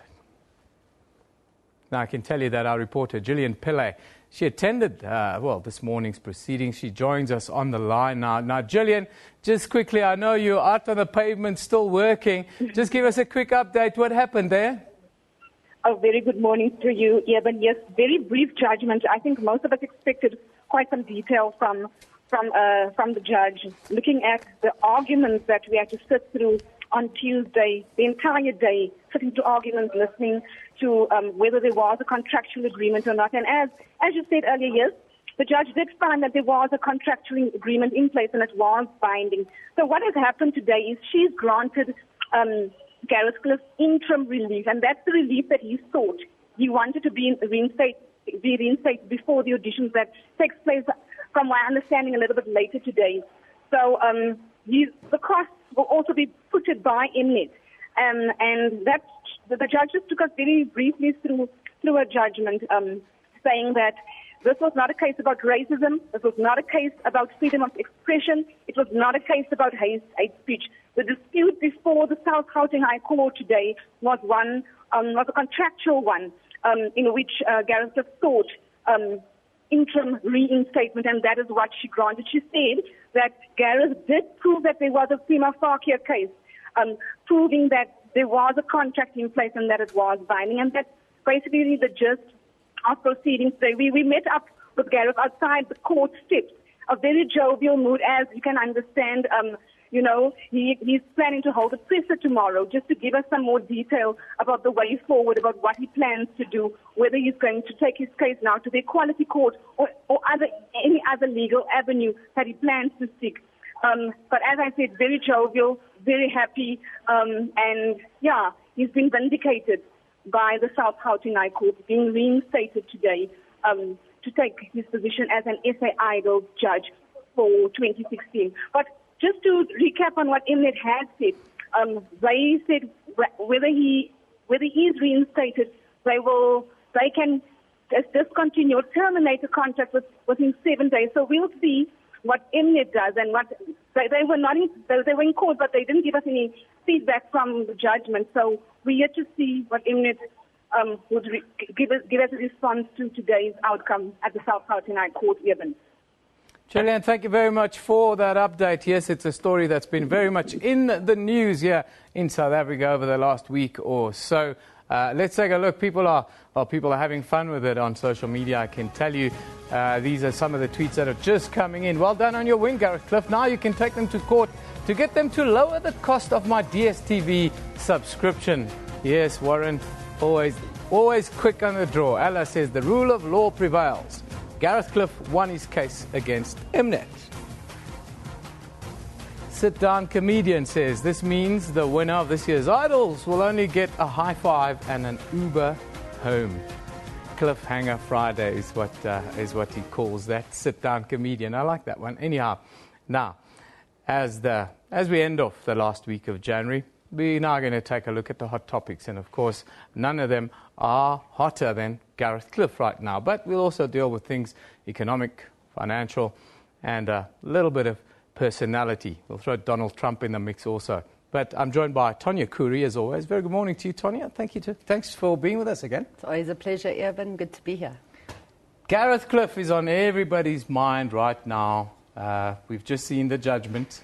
Yes. In his favour. If we look at the graphs, he's been pretty much the staple here in South Africa. But what's your take on this whole saga now?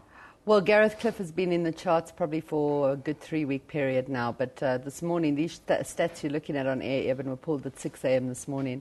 It'll be very interesting to see the charts this very second, because I'm sure that it's a lot bigger this morning. I'm sure that Gareth Cliff is very happy with the verdict that's come out. I'm sure you're going to see a lot of social media conversation, and given that it's Friday, it's something a little bit light to talk about, so I'd imagine Gareth Cliff is going to trump our charts today and probably for the course of the weekend. For the course of the weekend, and it's going to move past the Zuma must fall that's been going on. But what are some of the other concerns that people are talking about? I see typhoid breakout there on a 0.1 percentage point. Surely people should be talking about that a little bit more. Isn't it interesting that the very big serious topics is not what we talk about? You know, like we tend to focus on, like the Reserve Bank rate hikes yesterday. That barely features on our charts. Typhoid breakout doesn't feature on our charts. There's a whole bunch of other statistics up there. What is interesting though is the IEC made a big entrance this week, coming in about 6% in social media, 8% on news media. So that's a big entry this week. So we've seen that take an entry in the chart. What's encouraging to see in news media is the water shortage story has really come to the fore with the various relief efforts. So that makes good reading, good news out of bad news. It's always nice to see. That's the one there with 14.36%. Also, fascinating to see how small Gareth Cliff is in news media. 3.7% of the news media reporting. I think it'd be a bit bigger this morning. I think Gareth Cliff lives in the social media space. That's where he operates in, and that's what he markets himself as. And I think in traditional media you can see that. But I want to come back to people who use social media.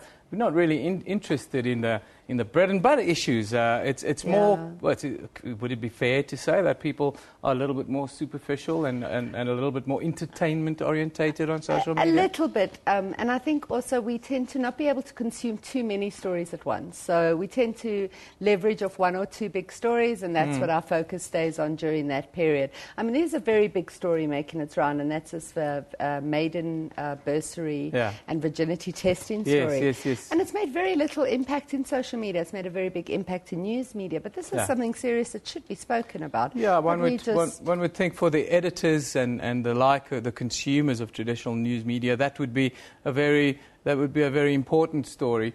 In this case, though, if you if you look at social media, I don't think there's that level of consciousness. No, perhaps one not. Would think. Perhaps not. And like you said, the typhoid breakout is also something that you would have thought people would talk more about. Talk a little bit more about. But no, we tend to be hung up on our two stories. Concerned resident groups will be talking about the crime and not the typhoid fever. You're so right. let's go about. Let's go overseas now. What's happening internationally? A little bit different from what we're obsessed with, isn't it? Very, very different, actually. What is frightening to see is the Zika virus is coming very strongly on our international media This charts. is not the international chart. Can we have a look at what the international one looks like? Zika virus. Zika virus coming in strongly at about 8% of our news reports. Okay, there we go. Yeah, that's the one. It's right at the top of the chart there. So that made a very strong entrance this week. There's some horrific images from across the world, and I know it's one of the lead stories here at Newsroom this morning.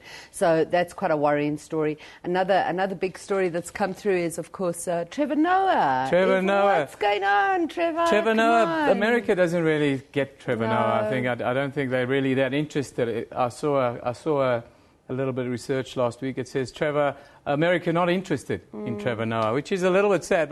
But you know, in this sort of business, which is the news / current affairs comedy business, you know, things change very quickly.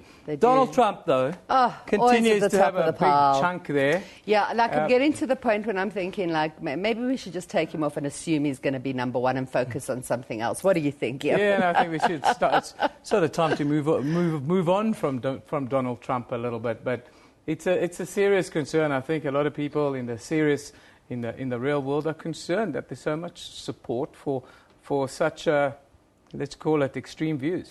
I don't know if it's so much support as much as people expressing vitriol towards him. You know, I think there are definitely two very distinct camps. But there's definitely an anti-Donald Trump camp out there, and that's a big one. So I think the fact that he stays in the media all the time is maybe a little bit concerning. But I believe there's some crazy statistics, like he spends $2 million a day on social media drives. You know, so he's working the media. That is for sure. The world's favorite villain. He's positioned himself as now, I think, and I think that will continue right into the primaries. But next week, what are you seeing? What does next week look like? Well, I think the Soweto Derby is going to be up there. And I also think the Gareth Cliff story is probably going to dominate for the early part of next week, and that's going to make a big change on the chart. So I think those are coming through. The AU Summit made a little dent on our chart, hardly anything. There's another good news story, which was the stem cell story about diabetes. So hopefully that will get a little bit more leverage. But much of the same, I think, Evan. Nothing more to report, I don't think. I think we're going to focus on the same old, same old. Same old, same. Well, Tonya, thank you very much. Thank you very much for joining us here today. It's always nice to have a look at what people really are interested in and talking about on social media and the different demographics. Now, Tonya Courier is the Managing Director of Roy Africa. She joins us every Friday to give us the lowdown as to what is happening on social media, what people are talking about, what the trends are. Now, we move on. Thank you, Tonya. Anyhow, January is always a very busy time of the year. Workload picks up, the children go back to school, and money is tight after the vacations. But how do we brace ourselves for the year ahead? Keep up our motivation and happiness, which, according to scientific studies, leads to success. There's also rate hikes in the offing here in South Africa, but we're joined in the studio now by South African motivational speaker, psychologist, author, Dr. Justin Cohen. Very good morning. Good morning, Evan. I need to just set the record straight. I mean, unless you're conferring my doctorate today, I don't have a doctorate. You don't? I don't. Doctor, I would have just kept quiet. Apparently in South Africa, you're allowed to throw credentials on that you don't have, so, you know. I'm not going to comment on that one. But I wanted to talk to you today, quickly, before we go into what you're here to do. Tell us a little bit about drowning in debt. What do people do? We're in a place now where the rate hikes for the rest of the year on the cards, and debt is just becoming more and more. We're 102% over-indebted in South Africa. how do you get your head around that as an individual? Yeah, look, it's a worldwide phenomenon. I mean, personal debt levels have been, traditionally high. People spend more than they earn to impress people that they don't even like. Yeah. And really, it's actually very simple. There's 3 steps. Number 1, you've got to cut down your spending. Yeah. So if you're in debt, you're spending too much. By the way, you can earn millions and be in debt. Donald Trump, by the way, who you were talking about earlier, went bankrupt when he had millions because he was spending more than he had. So it's not even how much you earn, it's how much you spend. Yeah. So you've got to cut down your spending. Now, to figure out where to cut down your spending, you've got to be clear about a budget. You can't manage what you can't measure. So you've got to each month say, where am I spending and where can I cut down? Is there a little that I can save here, a little less on the entertainment? Maybe I can get a cheaper deal on my insurance. Maybe I don't need that subscription or whatever it is. So that's absolutely imperative. You want to pay off the most expensive debt first. That's your credit card debt. Yeah. That's the most That's expensive. just silly debt. Exactly, Yeah. exactly. It's expensive money. Correct. And the other thing is you want an access bond. So what sometimes people do is they save, but then they're in debt on their house. Rather put your excess funds into your bond because you're going to actually make more in the long term. And then ultimately, you need to save. We don't save enough in this country. We don't save. It always comes down back to the same thing. I actually want to talk about your business now. What you're doing here with us today. You've come to talk about your latest campaign. It's called Joy Walkers, am I right? Joy Walkers? Tell us about this and what you guys are really exciting. I got a call last year from the world's leading whiskey maker. Whiskeys are all about status. It's all about success, status. It's the biggest con on the planet. Well, exactly. You see the super cool dude with a crystal glass and a gold watch and says, drink this, you can be like me. Rich, successful, a little obnoxious. Yes. And suddenly the world's leading whiskey is saying, actually, we're going to start talking about joy. Yes. And you're like, is somebody, in the marketing department, maybe not, drinking something, maybe they've been smoking something. What's going on? Why are they talking about joy? And of course, what's happening is there's been this seismic shift in the zeitgeist here. And finally, we've realized that, yes, we want success, absolutely. But the key to success is, in fact, happiness. Yes. So we've thought that the key to happiness was success. Actually, it's the other way around. So there's a raft of research that's coming out of Harvard University and other leading universities showing that if you want to be successful, in fact, joy, happiness, boost on a business level, sales by 56%, accuracy on task. Wow. When you're happy, you're actually more intellectually astute, more creative. How do you become happy? How do you become happy? Well, you have a great chat, with Eben who's smiling at you. And the truth is, I've got my 5 P's to happiness, which you probably don't have enough of. But write this. Connect right now with something that you're doing. Yeah. Smiling. Now, smiling might seem kind of a little superficial. This is sort of advice you might give to grade schoolers. But there's a beautiful study on a hospital group. They introduced one new rule in that hospital group, the 5-10 rule. If you came in within 10 feet of someone, you had to smile. Came within 5 feet of someone, you had to smile and greet them.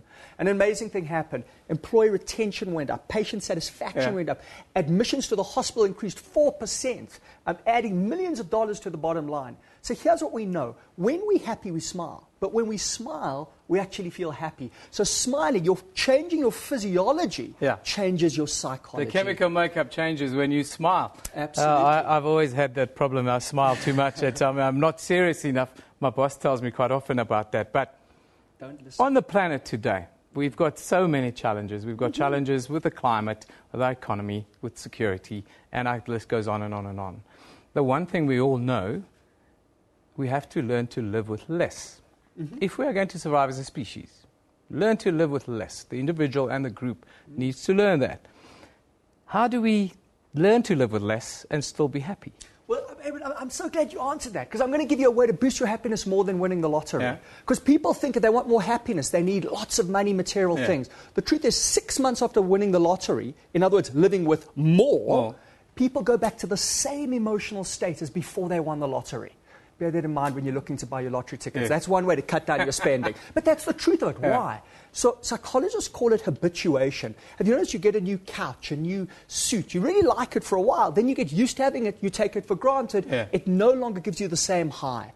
So more things, more money brings you more money. I'm not saying if you really don't have enough to put bread on the table, don't have shelter, it's going to affect your happiness. Beyond that, interestingly, once you pass middle class, no increase in happiness. So how do we live with less? Firstly, we need to understand that more stuff doesn't actually make us happier. It's counterintuitive, but it's the truth.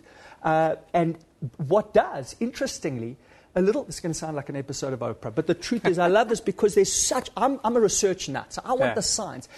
One of the most powerful things that you can do to boost your happiness is gratitude. Yes. When Be thankful. When you really just take cognizance of what we have. We live in this beautiful country, as I drove here today, that magnificent blue sky, the sun. You should say a little mantra in the morning, how thankful you are for what you have. Correct. But focus on specific things that you're grateful for. When I woke up this morning, I was like, I'm going to be on SABC News with Urban, where I'm going to get to share this message. Okay, I didn't do that. But I'm probably going to do it tonight before I go to bed. Quickly. Yes. In conclusion, motivation. How do you get motivation back? Well, we all get hurt a little bit by life and you kind of get put through the mixer. How do you re-motivate yourself, especially at this time of the year? Absolutely. First, you've got to understand adversity, challenge, difficulty. That's the way life educates us. The best thing that ever happened to David was Goliath. Okay, so those challenges, and I know they're tough, and you're probably saying right now, Justin, you don't know what I'm going through, but if you really take that on, this is the way we've got to stretch our build a problem-solving muscles. So embrace it as an opportunity to grow and be. Nothing great ever happened without overcoming adversity. 2 questions. What is good about this? What can I learn from it? And what can I do about it? Get solution-oriented. The solutions are there. Whatever you're going through, somebody's been through it before and has found those solutions. I always see my problems as happy problems. Maybe that's what we should change the mind to. All problems give us opportunities. I see them as happy problems. Not a doctor, but Justin Cohen, who's a motivational speaker and author, joined us today to talk about, how you deal with debt, how you deal with life, how you motivate yourself. Thank you very much for joining us today. Thank you. Yeah, been great Brilliant. to be with you. Now, let's take a quick look at what's happening on our Newsroom Facebook page today, of course. Lots of news going on. Higher Education and Training Deputy Minister Mduduzi Manana says parents are discouraging children from going to colleges because they believe university carries some prestige. Then, according to the report released by Johannesburg Mayor Parks Tower, the city has reduced crime by 22% in the 2014-15 financial year. And the Syrian people must be left to decide their own future. That's according to Iranian President Hassan Rouhani. He said that yesterday, adding that defeating terrorism was Syria's main problem and not who is running the country. Quick look now at, what's on the front pages here on the continent. Let's have a look at our African newspapers. This day in Nigeria reports that President Muhammadu Buhari rejected calls to devalue the national currency and said he was not convinced that doing so would benefit the country. Then we move to Angola, where the Jornal de Angola says Angola presented earlier in Washington a statement that the executive recognizes efforts of the international community in the difficult task of ensuring the world free of weapons of mass destruction. Finally, in Zambia, the Post there reports that President Edgar Lungu has fired the Ministry of Justice Permanent Secretary Patricia Jere, as well as her higher education counterpart, Dr. Patrick Nkanza. Well, time now for us to have a look at the weather, the most important thing here on the planet, next with Phil Hawkins.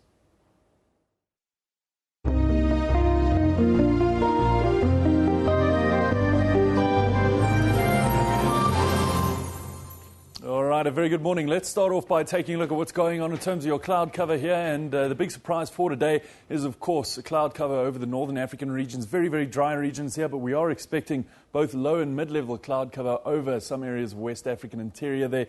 Higher level cloud cover extending all the way throughout northern Africa there. Of course, the lower level cloud cover and the rainfall all concentrated around the central regions of Africa here. Storm systems once again controlling the area along southern Africa's eastern regions there.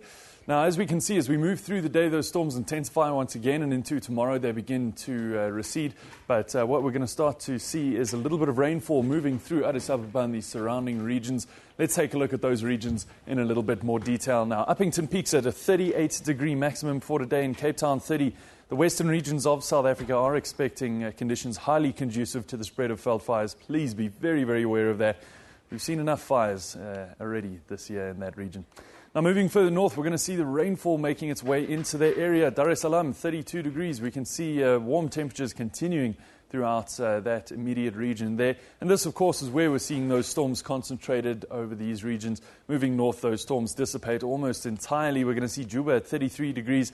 No rainfall forecast there. Addis Ababa, though, as we were saying a little bit earlier, some cloud cover yielding a bit of rainfall over the area. Now, it is only a 30% chance of showers, so light rainfall in general for that region.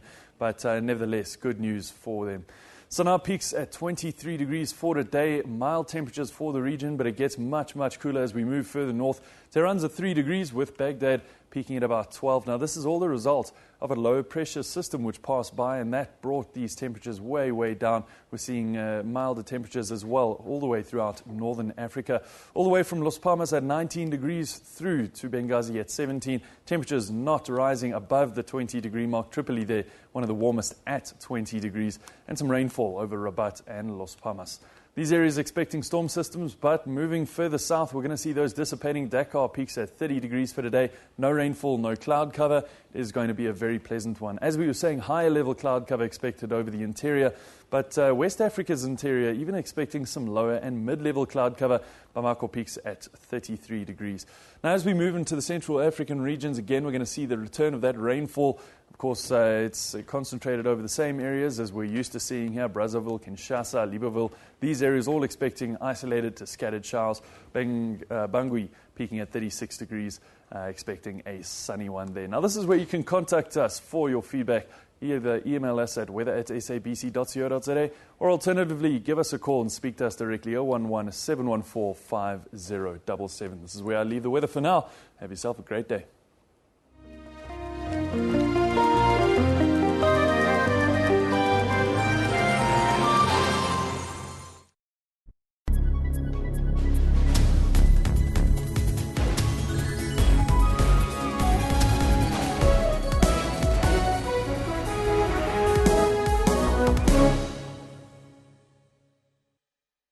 I'm Peter Ndoro.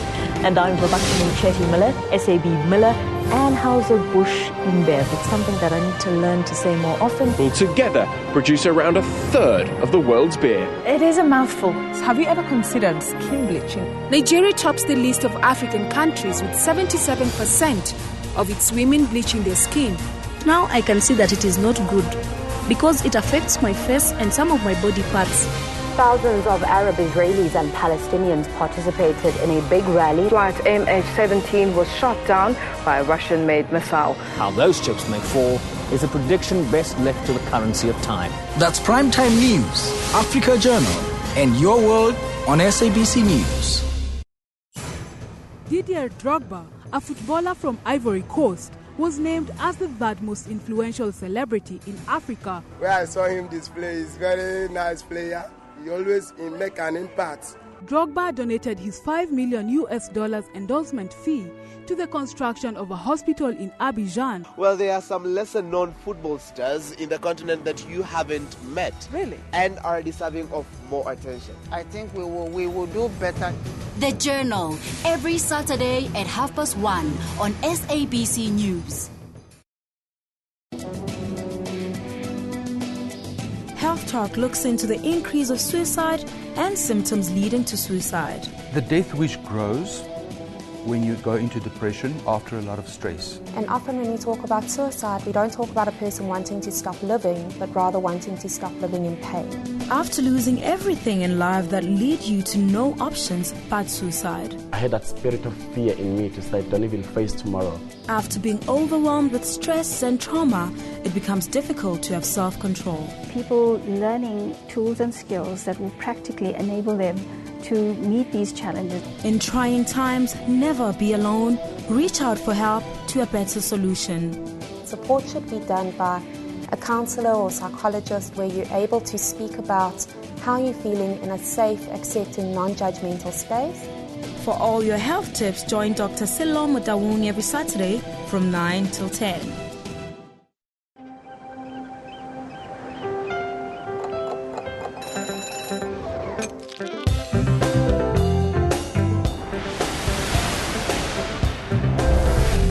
Morning Live sets the agenda for the day.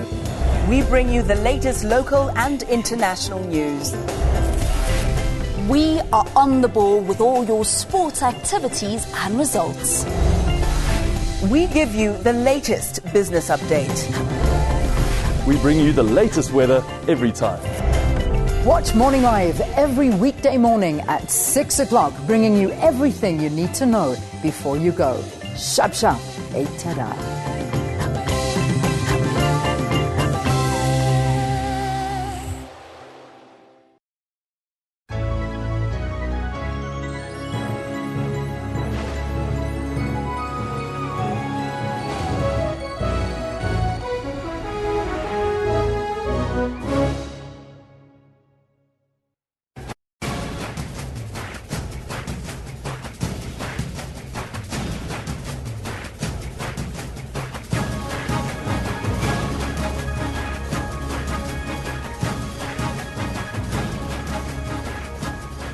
It's 1100 hours Central Africa time on this Friday, the 29th of January 2016. This is Newsroom on SABC News Channel 404. Jumbo Africa, and a very warm welcome to the final hour. I'm Elvis Preston. I'll be with you until 12 o'clock. You have to stay with us as we broadcast live from our Auckland Park studios in Johannesburg, South Africa, to the rest of the African continent. We're also streaming live on YouTube, with the entire show available on our YouTube channel. Question for the day, we're asking you. There are more rate hikes expected this year. Are you ready? And can you cope? That is the question. You can let us know on the Facebook page, on the Twitter handle at SABC Newsroom. And we'll take your comments a little bit later. But first, let's take a look at your news headlines.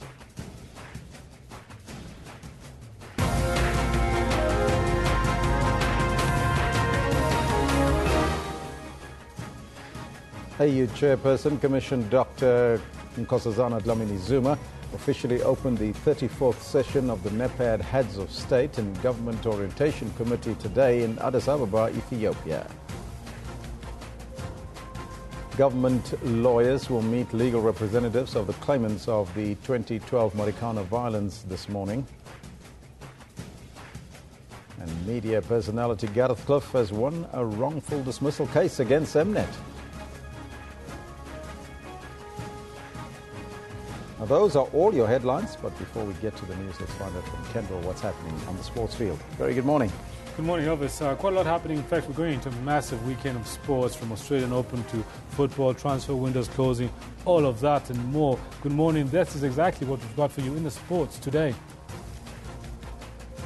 And as the transfer window nears its close, Pirate striker Kermit Erasmus jumps ship and signs for League One club star Renef FC. This is Tokyo Sokhwale says he's open to creating alliances in the FIFA presidential race. And when Serena Williams runs onto court against Angelique Kerber in the Australian Open final tomorrow, she'll be on the verge of matching Steffi Graf's 22 Grand Slam wins, the most by anyone in the Open era. That's exactly what we have for you in the sports. Be sure to stick around for all of that at around 11:30 or so. Back to you, Elvis. Thank you, Kendall. That's all coming up a little bit later, but you have to stay tuned to find out more about that with Kendall. But right now, top story. Media personality Gareth Cliff has won a wrongful dismissal case against Mnet. The High Court in Johannesburg has ordered that he be immediately reinstated as an idle South African judge. Cliff took Mnet to court after the channel sacked him earlier this month for his Twitter comments, supposedly supporting the KZN woman Penny Sparrow's racist remarks. Cliff argued that Mnet reneged on a contract to keep him on for the 2016 season. Mnet is said to have a verbal contract with Cliff. AU Chairperson Commission Dr. Nkosazana Dlamini-Zuma has officially opened the 34th session of the NEPAD Heads of State and Government Orientation Committee. Dr. Dlamini-Zuma says Africa is making progress in women empowerment, with African Union member states slowly bringing more women on board in traditionally male-dominated sectors. Chairman of the AU and Zimbabwean President also addressed the meeting, Robert Mugabe. The members of the NEPAD committee and the NEPAD agency continue to play an important role in championing different aspects of our priority programs, and we thank them for the commitment and initiatives ranging from the infrastructure, agriculture, industrialization, science and technology, all in the context of furthering integration and transformation of the continent.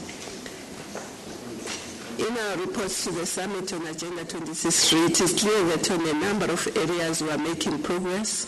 Investments in infrastructure in nearly all countries have seen a steady increase, particularly public sector investments. Now, for more on the story, before we go there, let me just apologize firstly for the sound quality from that clip.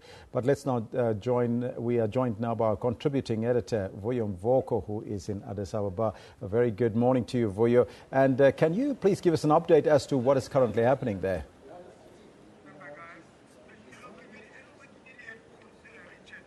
Vuyo, are you still there? Well, it seems like we have a slight technical problem there. We cannot connect with Vuyo right now. We're going to see if we can get him back in a short while and see if we can conduct that interview. Well, let's see. There is Vuyo. I think he can hear us now. Vuyo, a very good morning to you and welcome. Good morning, Elvis. Vuyo, can you give us an update as to what is happening there at the African Union Summit?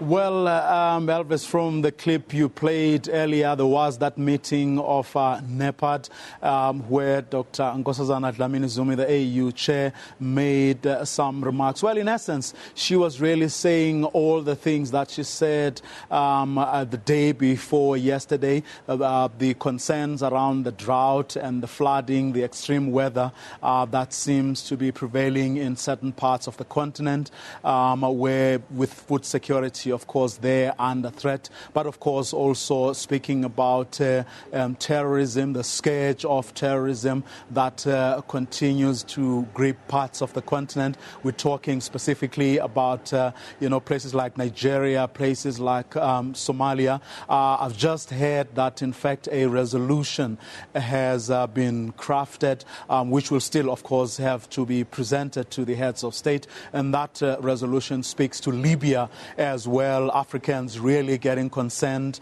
about the situation there, getting out of control, and trying to see whether, in fact, the continent cannot work with other blocs outside of our own continent to fight, one, the scourge of terrorism across the world, but specifically making sure that the situation in Libya is arrested and doesn't deteriorate any further.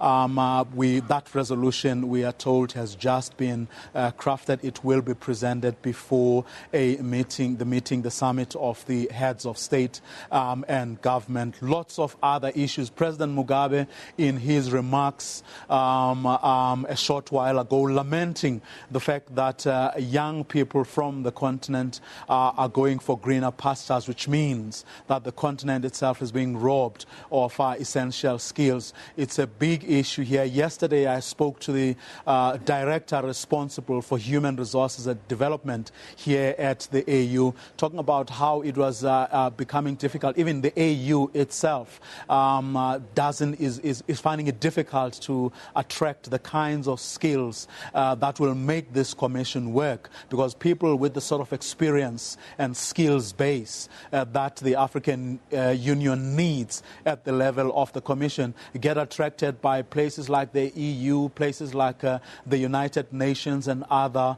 multilateral organizations. So it's a tough one for the AU as well, itself as a body, but also for member countries broadly. President Mugabe, in his remarks, saying something needs to be done, because with the way the world works now, there are greater levels of mobility. So if the continent doesn't do something about it, the death of skills is going to cripple it further, in spite or notwithstanding the big plans and the big programs that the heads of state here are talking about. Now, we know that top of the agenda is Burundi, but the issue of peace and stability in the Great Lakes region as a whole, will that also come under discussion? Well, certainly, Burundi is, of course, on the agenda, and so is South Sudan. and other sort of volatile places across the continent. But on the Burundi question, apparently a couple of, as one person put it, unfortunate things happened. If I may just quickly take you back to December. In December, word came that the United Nations, or some within the United Nations setup, were going to ask the African Union to intervene in the situation in Burundi. And days later, we heard that there was the question of a peacekeeping force was being mooted. And almost at about the same time, the Burundi government reacted, saying they see no need for a peacekeeping force to go into their country. Now, from what we're being told, that situation, that was a very unfortunate situation in that it has led to a hardening of attitudes on the part of the Burundi government, suspecting that something sinister was in fact about to happen. And they believe that that was at the instigation of Rwanda. Remember, there's no love lost between Rwanda and Burundi, and Rwanda is in fact part of or a member of the peace and security arrangement of the United Nations. So Burundi was feeling that Rwanda was getting its way via the back door using the UN system. In fact, in an interview we did a couple of days ago with the foreign minister of Burundi, he was actually asking the AU to probe what they believe is an underhand or a role that Rwanda is playing in what is going on inside Burundi. They say that the members of the opposition forces, Burundi opposition forces, that is, are cooking up a storm inside Rwanda, trying to destabilize Burundi from, or launching that program inside Rwanda. So the heads of state here are going to have to deal with that. But what's also interesting is that Rwanda and Burundi are now newly elected. They were elected yesterday, members of the peace and security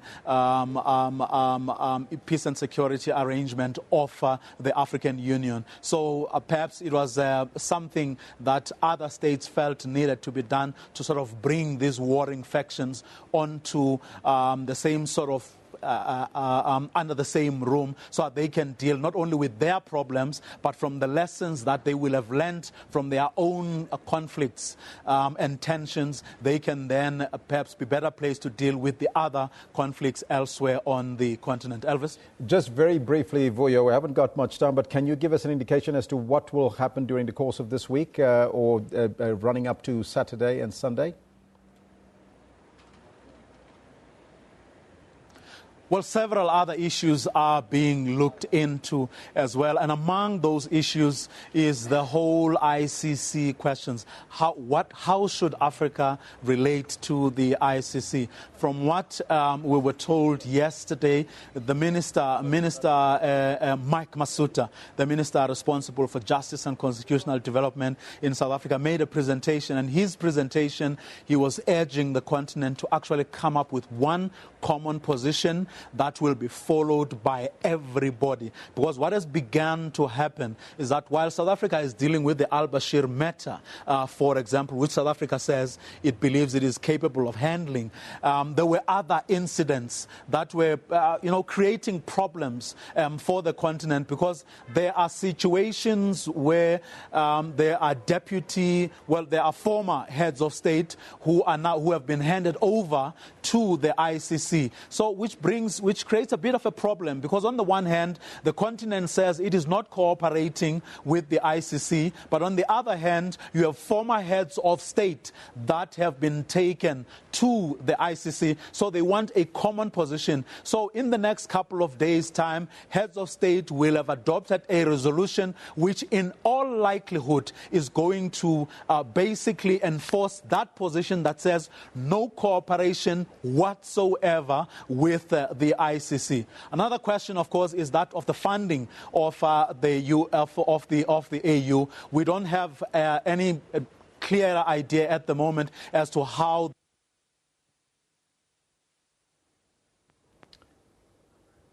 Well, it looks like we've lost Vuyo there, and that was a very important, crucial point that I would like to touch on, and that was the funding model of the African Union. But we'll see if we can get him back a little bit later. Let's come back home now.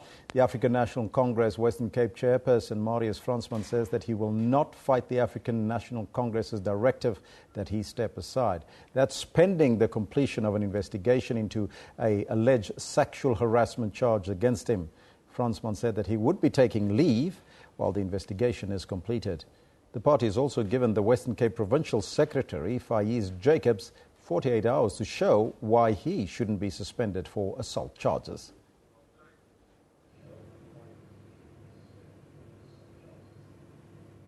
Involving a 20-year-old woman. She laid a complaint of sexual harassment with the Northwest Police when she accompanied him to the party's 104th celebration in Rustenburg. The ANC says Fransman has been informed of the decision.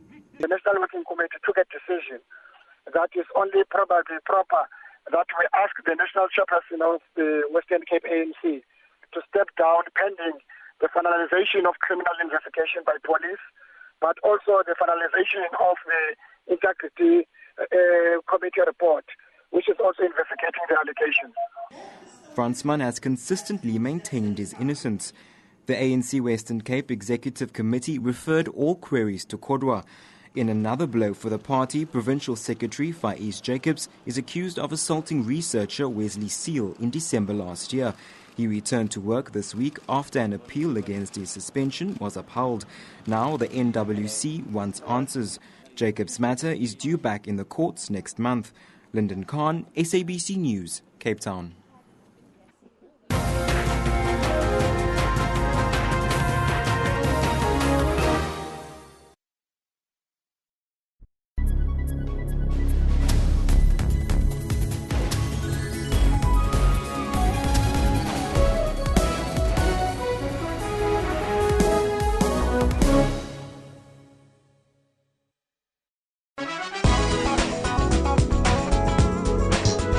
AKA went overseas to win 2 awards for himself for Best South African Male Artist and a second one for his hit track All Eyes on Me.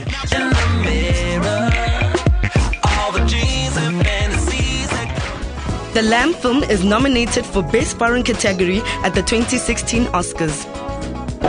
We couldn't find finance until the script won a very prestigious prize in France. Dr. Pascal has inspired many in song and theatre presentation. And in 1985, when I came, I went to the SABC on the radio, and I was the voice of Africa. Catch trends every Friday at 9 p.m. SABC News. We report, contextualize and present news and current affairs honestly, fairly and fully.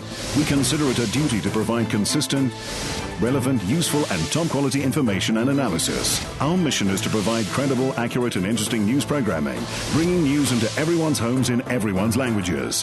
Thank you, South Africa, for relying on SABC News for quality news output and for making us your #1 source of information. SABC News, Africa's news leader.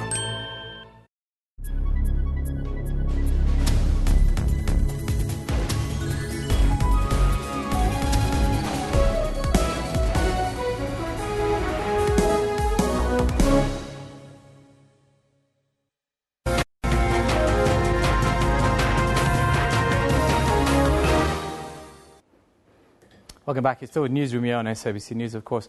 At this time of every day, we shift our focus to what is happening in the regions. Now, I can tell you, the Premier of the Eastern Cape is paying a surprise visit to the Education Department head office in Zwelicha near East London.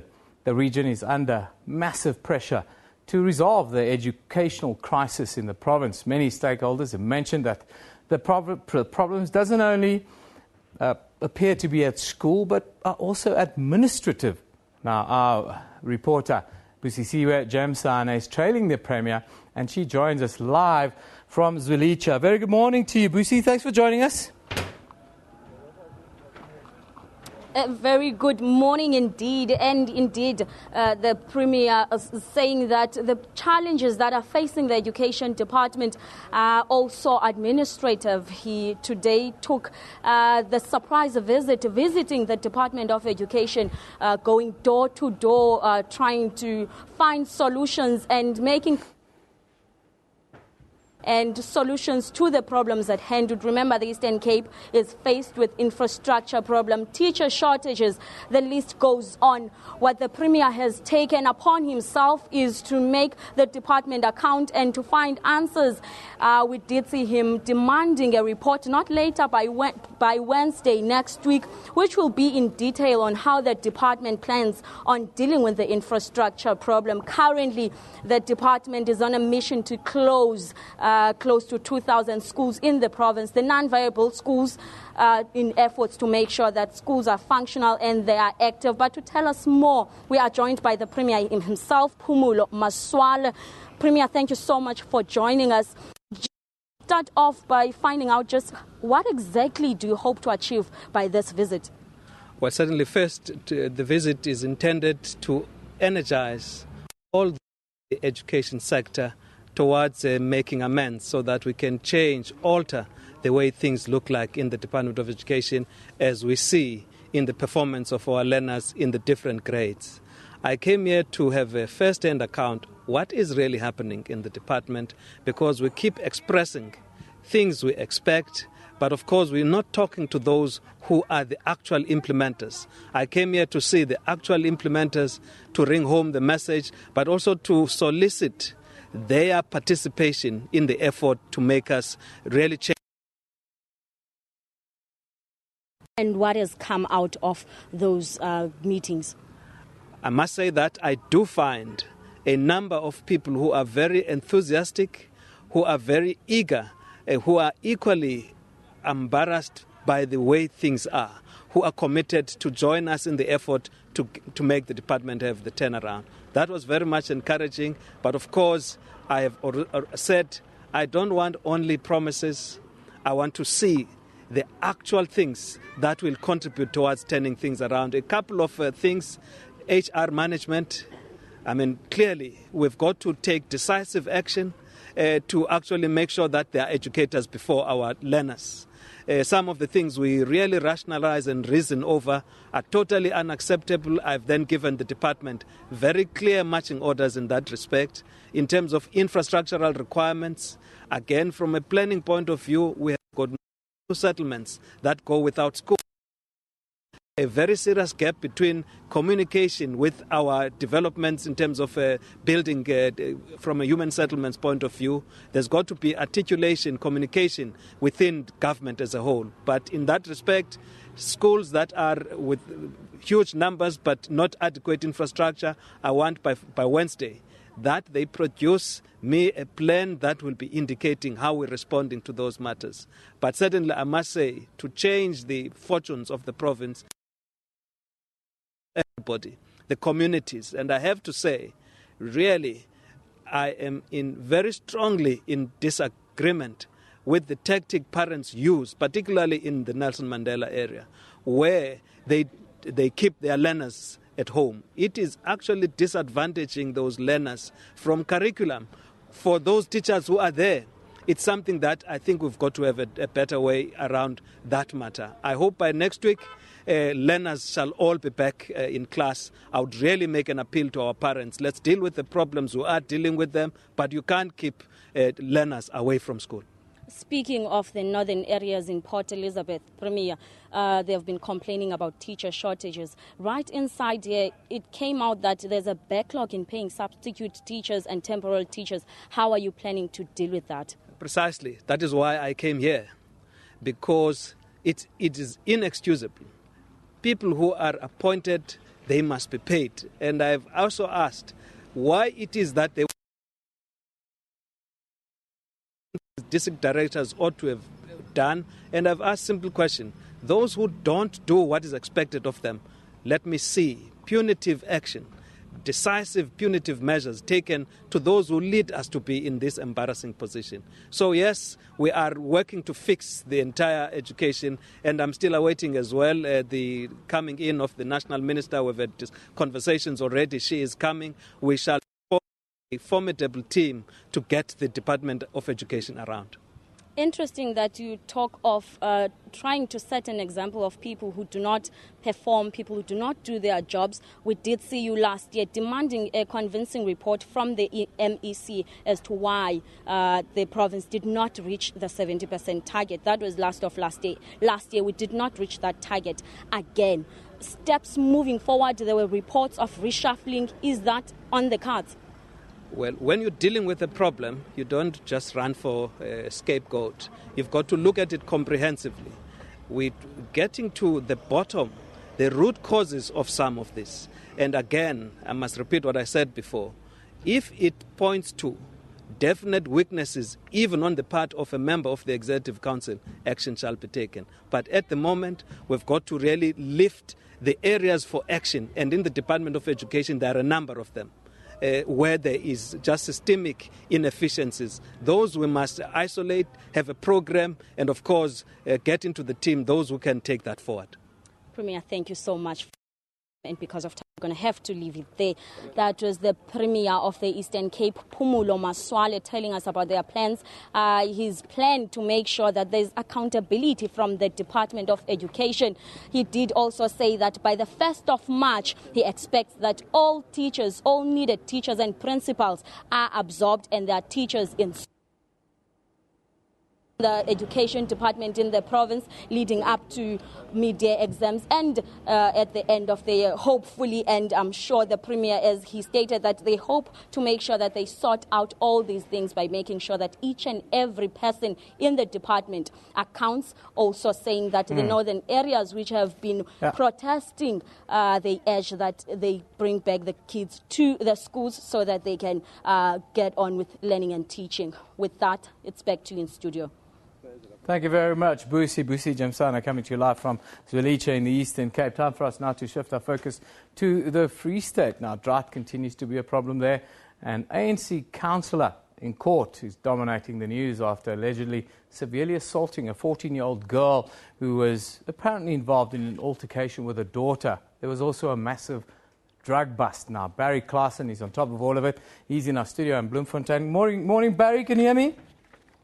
Good morning, Eben. How are you? Very good. Nice to chat to you again, Barry. Yeah, it wasn't about a week ago when we met each other again. Yeah, it's busy there. We're busy there by you this week. Before we get into the... I just want to get right on top of this assault case. The dominating the news, the councillor. Just give us an update there. What's happening there and what happened at the court? Well, what's quite interesting, it was a councillor who assaulted, allegedly, a 14-year-old girl. It was a resident's daughter, and this girl became involved in an altercation with the councillor's daughter. And according to the charge sheet, it's now a case of assault with the intention of causing grievous bodily harm. And she punched her, she kicked her, she hit her. This happened in August last year, but the girl suffered internal injuries.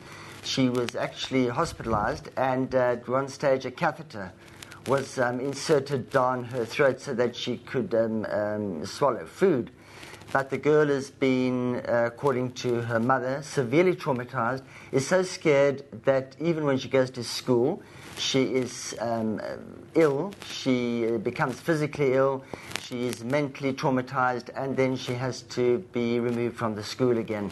So it's a case of possibly, if these allegations are true, a councillor, just because you're a councillor, and as I said, these are allegations, doesn't mean that you can abuse your power and just take it out on someone else in the community. And of course, it was a 14-year-old girl. Yes, she's well underage as well. Now, you guys also had a massive drug bust there. Are you taking a lot of drugs in the Free State, Barry? What's happening? Well, these weren't destined for the Free State. They were actually destined for the Eastern Cape. The Hawks actually got a tip-off while the drugs were still in Johannesburg, where they were presumably manufactured, and they followed this vehicle that was transporting the drugs all the way from Johannesburg, and just outside Bloemfontein, they decided to swoop. And when they searched the vehicle, there was actually a hidden compartment. So these guys were very well organized, and it was hidden under the truck, and they found a massive amount of Mandrax pills, about more than 8 million rand. And you can imagine that if these Mandrax tablets had been circulated and been distributed, it would have caused massive damage to people actually using these drugs. And Mandrax is a very dangerous drug. Very, very interesting. It's actually a sleeping pill that's been abused so badly in South Africa. Finally, of course, drought stories are thick and fast coming out of the Free State. There's lots of relief efforts going on in the Free State. But just what's the impact on grazing, on the farmers, drought assistance, the like? There have been some good soaking rains in the Free State over the past 2 to 3 weeks. But unfortunately, this rain didn't fall everywhere. And because it was soft soaking rains, although that will benefit the grazing, it hasn't had a significant impact on dam levels and rivers.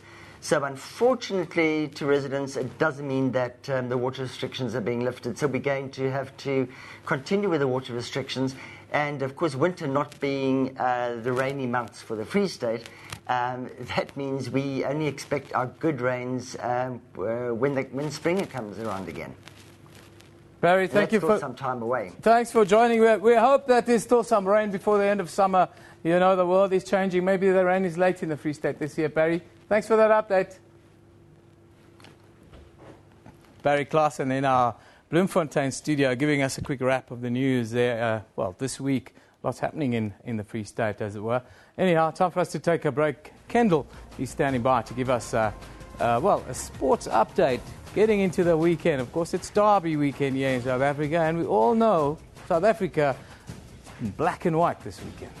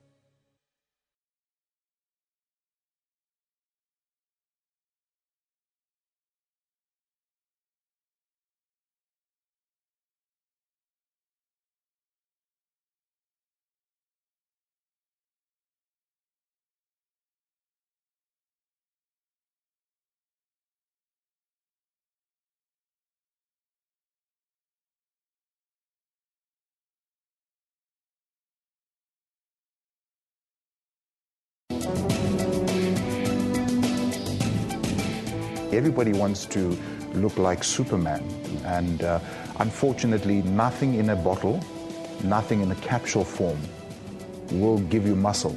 It's hard work, in fact it's smart work. It is time sportsmen and women realize that supplements may be contaminated with banned substances and that this can affect their health in the long term. The only way a supplement can be regarded as safe from banned substances is if the entire supplement batch is tested and cleared by an accredited anti-doping laboratory. Join me on Health Talk every Saturday morning between 9 a.m. and 10 a.m. as we unpack current health stories.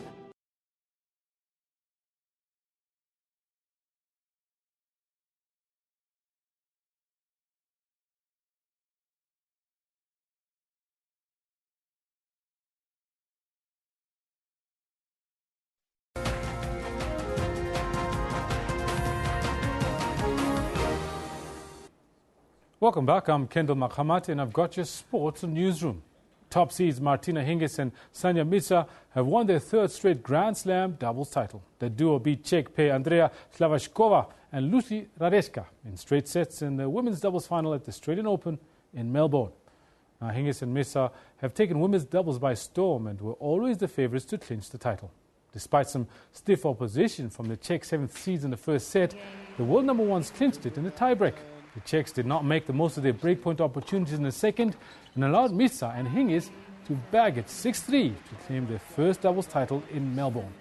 The two are also the current Wimbledon and US Open women's doubles champions. Staying with tennis, Serena Williams' break from tennis at the end of last year to just chill appeared to have done her a world of good as the rejuvenated American bulldozed her way into the Australian Open final on Thursday. The 34-year-old world number one totally demolished fourth seed Agnieszka Radwanska in the first set before she emphatically sealed her place in the 7th Melbourne Park final with 3 aces in the final game in a 6-love, 6-4 win. Every time the American has made the final at Melbourne Park, she's gone on to win the Daphne Ackhurst Memorial Cup. This time she's gunning to join all-time great Steffi Graf on 22 Grand Slam titles, the most in the Open era by anyone, man or woman, if she beats Angelique Kerber, who considers her fellow German Graf as her idol. It was in 1999 at Indian Wells in their second meeting that the 17-year-old Williams beat the older, wiser champion. 2 months later, Graf won her final major singles title at the French Open. 3 months after that, Graf retired, and Williams began her first major title run at the United States Open. And so it is then that when Serena Williams takes on Angelique Kerber in Melbourne tomorrow, she'll have the opportunity to finally match Steffi Graf's hallowed 22 Grand Slam titles, if she wins. Now, as the transfer window draws to a close, one transfer stands out above over all of them. Kermit Erasmus is now no longer an Orlando Pirates striker, but will be turning out in the colours of French League One club Stade Rennais FC the next time he takes onto the pitch. Now, in a move that caught everyone by surprise, Erasmus is reported to have signed a 2.5-year deal with the fourth-place French club on a free transfer. Kermit Erasmus, a dynamic striker, initially joined Pirates in 2013 from SuperSport United, going on to score 13 goals in 51 appearances. Prior to that, he'd been with Dutch club Feyenoord for 2 years.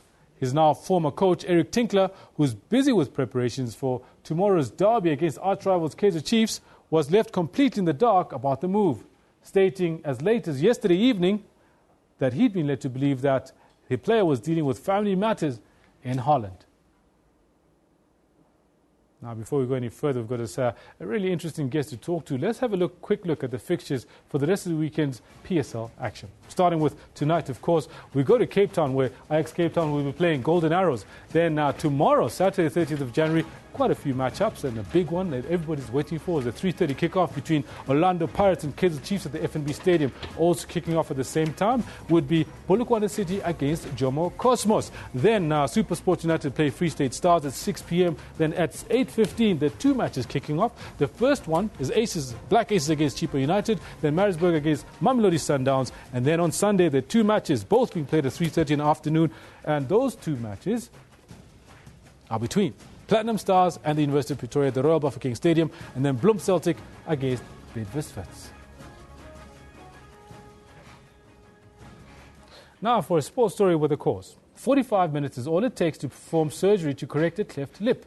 It's also the duration of a half in a football match, which is why during the Soweto derby tomorrow, when Orlando Pirates and Kaizer Chiefs take to the field, Operation Smile will be launching their campaign, Operation 45. To raise awareness about the availability of these surgeries. Joining us in studio is the Regional Director of Operation Smile South Africa, Tamlin Abrahams. Good morning, and welcome to Newsroom. Thank you very much, Kendall. It's really wonderful to be here with you. Now, very good. It's very interesting that we're talking derby, and our interview of choice is really about this humanitarian effort that you're busy on. Can you tell us a little bit about why Operation Smile has decided to get itself involved with football? Cleft lip and cleft palate patients is around the world a really common birth deformity. And what we found in so many of the countries when we work is that people don't really know what a cleft lip or palate is because these patients remain hidden. And there's so much stigma attached around the condition, and how easy it is to change someone's life isn't something that people really understood.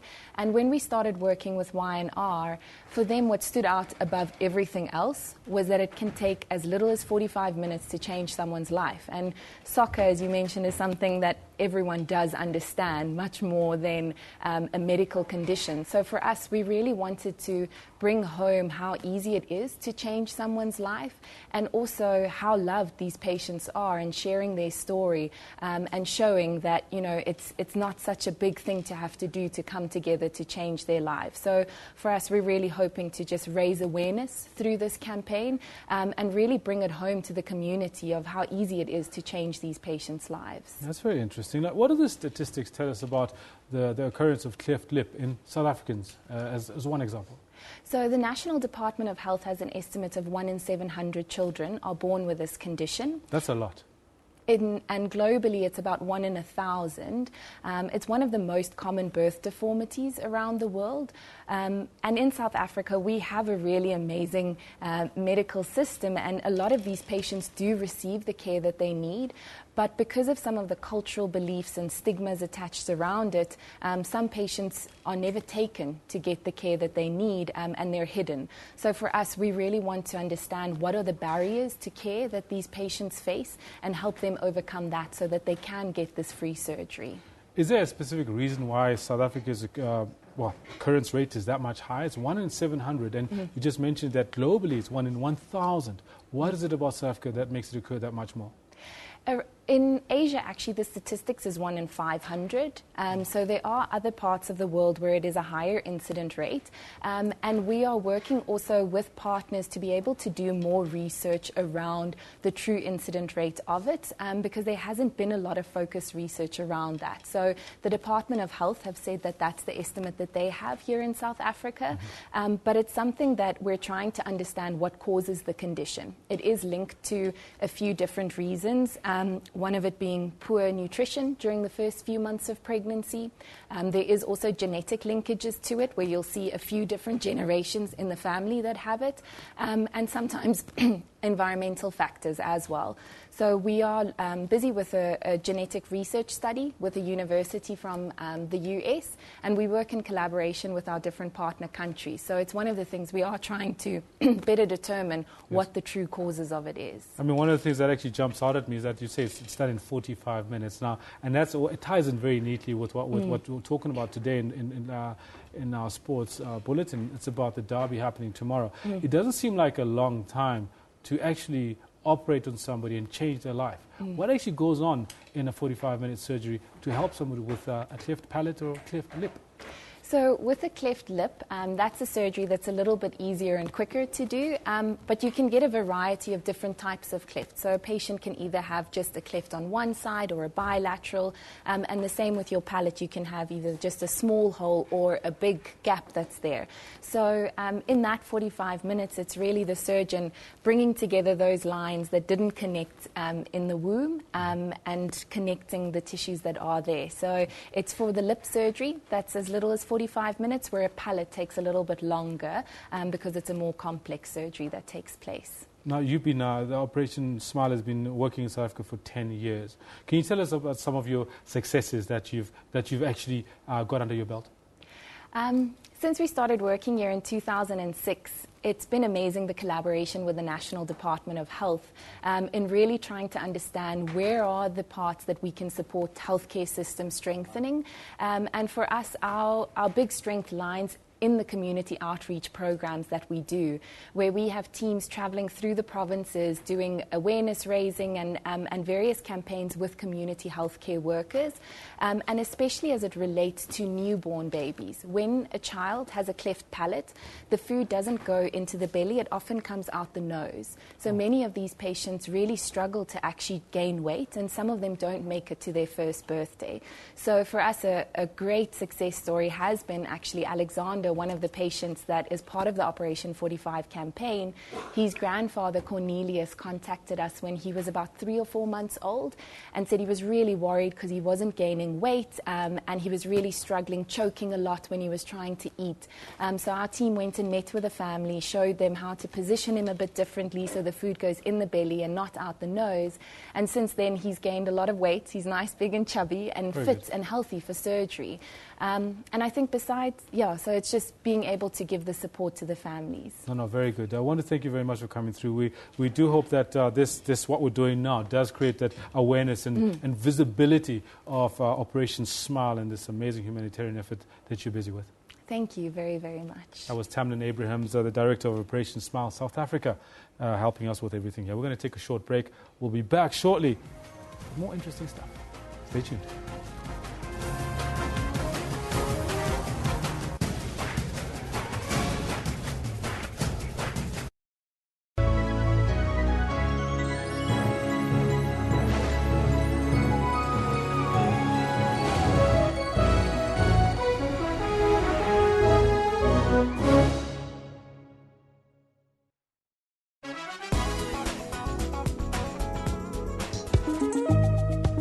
On Trends, we take you down memory lane with Lionel Richie, who will be touring South Africa next year. Just saying. We pick up the best of movies to lead you to a joyous weekend full of action. South African Fashion Week was back with a bang, showing off new designs for 2016. Mikasa's Home Sweet Home album will keep you dancing this festive season. For more entertainment news, join your host Rifule Mula every Friday at 9 p.m. As stories are broken around the world, SABC makes sure you do not miss out. As the stories unfold throughout the day, News at 8 updates all newsworthy stories worldwide. Globally, we are there. Locally, we leave no story untold. Make a date with News at 8 every Saturday and Sunday on SABC News, Africa's news leader.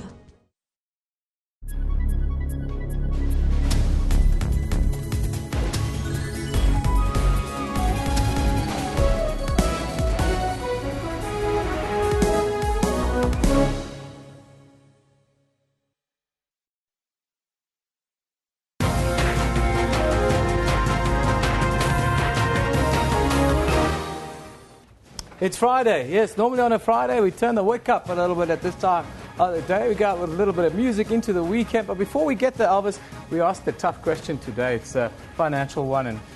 And that is, how will you cope in 2016? How will you tighten your belt in 2016 with the rate increases that we have? We have petrol going up. We have prices going. Everything is going up. So how are you going to cope? Kendall, we've got one tweet here. Why don't you just run through it? Well, Juris Diskikana reckons taxi fares are going to hike, excuse the pun. Petrol, varsity, everything. Will the middle class get a salary increase? Yes. That's a good one. We all qualify for that one. We do. Anyhow, that's where we're going to leave it on Friday. Don't spend money you don't have this weekend. Anyhow, our Friday performance. DJ Raps for Vui, featuring Mr. Mo. He's going to take us into the weekend with, a house track called Walking Away. That's what we're going to do now. Walk away. Walk away. Take it away, Mr. DJ.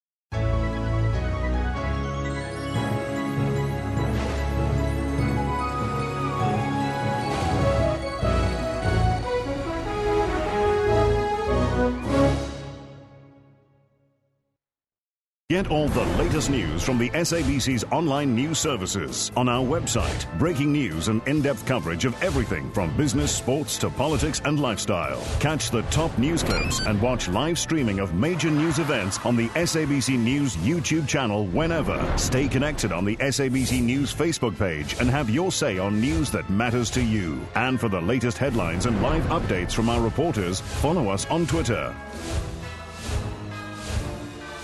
SABC Digital News, anytime, anywhere.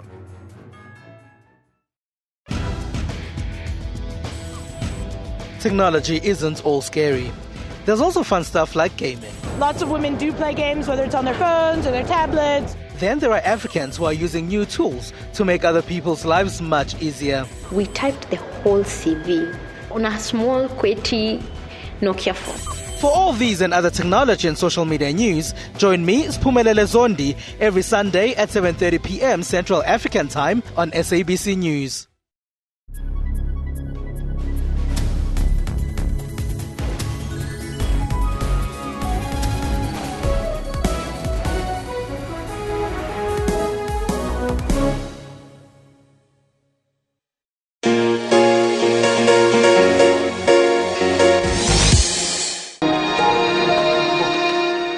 McLopper is a 14-year-old from Randfontein. He was diagnosed with phocomelia before birth. Phocomelia is an extremely rare congenital disorder involving malformation of the limbs. My mother asked me, I think when I was 8 years old, I didn't even realize that I was disabled. My mother asked me, how does it feel to be different from other children? And then I'm like, I didn't even realize it. You just let it came to my mind now. So I just went normal. I used to play with them soccer, cricket, play in the sand, roll, get dirty, parents shouting at me for getting dirty like that. So then I felt normal. I still feel normal. His parents were able to quickly adjust to David's condition, although his father, Julius McLopper, was worried about playing with his child. Soon as he was born, everything happened naturally to the inexperienced parents. We saw him starting to bump on the bed, and that's how he started to move from one place to the other. He started to move by bumping on his bum. So that is how he started, he actually figured out things for himself. As David's condition had no genetic history in his family, everyone had to take it as it came. There are only minor things that David sees as challenges. Some things like getting on the toilet or going to bathing, but other than that stuff, I'm normal. I'm moving around. I'm not scared of anything. Like my challenges is big for me, but I climb the mountains every day. His name being David, the cheerful 14-year-old understands the significance of his name. Often telling the parable from the Bible, David convinced his family that he was given this name for a greater purpose. I am a conqueror. And then I opened the Bible one day and then I said, look at the scripture. It doesn't say I'm a conqueror, it says I'm more than a conqueror. And then they start being emotional. I'm like, why are you emotional? So it's just the truth. At school, his peers confide in him and his teachers are marveled by his courage. Mr. Leon Storm testifies to the spectacle. David is actually quite an interesting character, a young man that really wants to show that he can make a success. Difference between him and a normal child. He writes with his foot, and his foot is basically his hand. And the time that I gave to him is a bit longer than the normal writing child. But on a good average, 50 to 60. If I push him a little bit, he can get his 70. But I think a wonderful child to have in the class. As naughty as the normal ones, so there's not a difference. He loves swimming very much. If David can swim every day, he would do that every day. I thought, okay, I'm like this now, so I thought to myself when I was younger, okay, I need to figure things out on my own now. So I can't be always reliable on my parents. So I'm like, figuring things out, climbing on the bed. My father used to help me. Then I'm like, no, I got this. Let me try on my own. Got on the bed, then start playing soccer in the streets. Then like, do this. Just try to hold the ball. My friends even encouraged me sometimes, or let's say most of the time. Defining him as a blessing, this ball of power pushes his family to break all barriers and limits.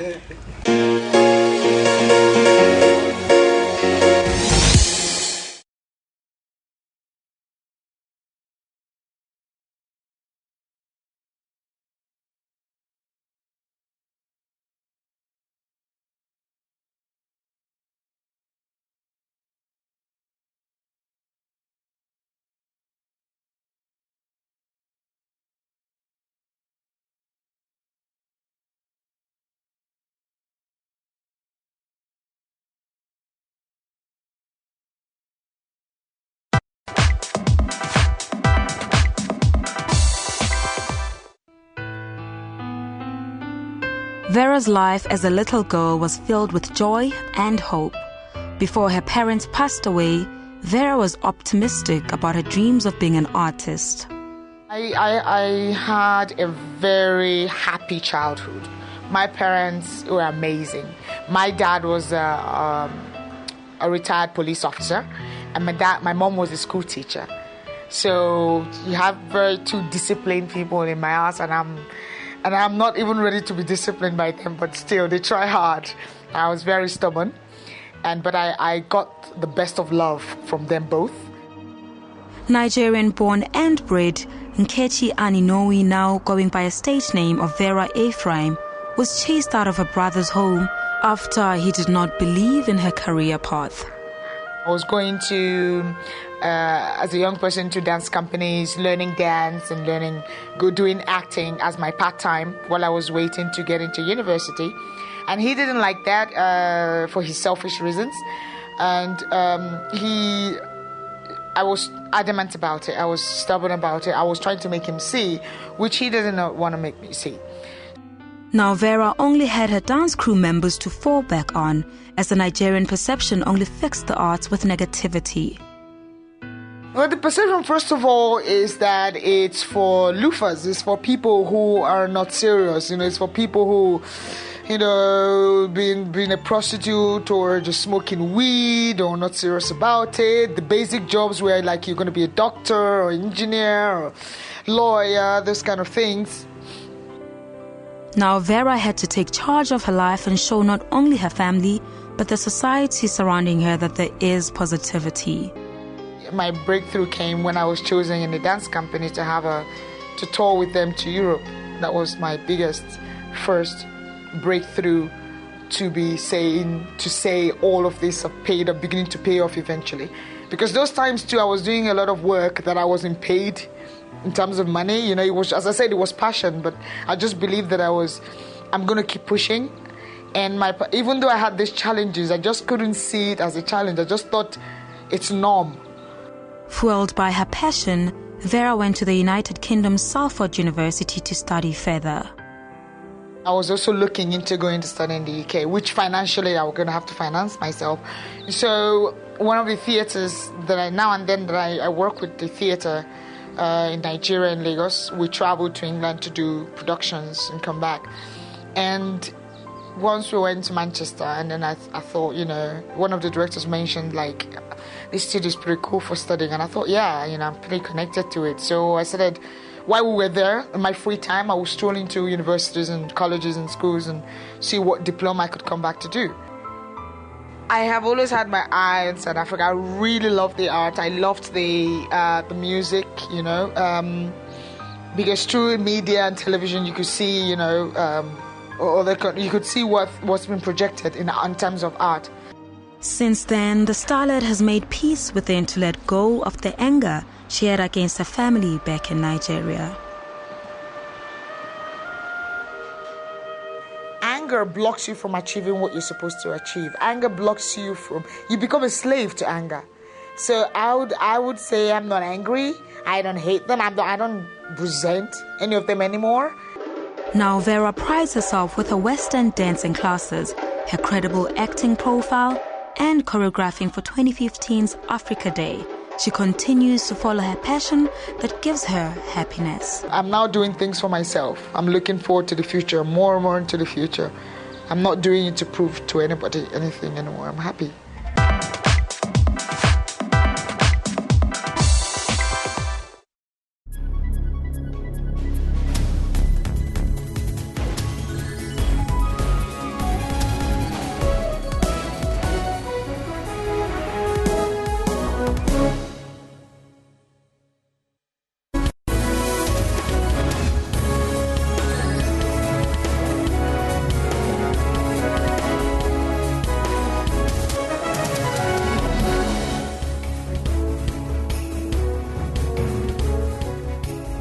Live from Johannesburg, this is SABC News, your midday report. Let's take a look at what's coming up in your headlines.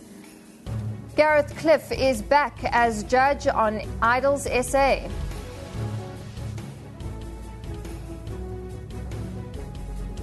And the Marikana compensation talks gets underway today.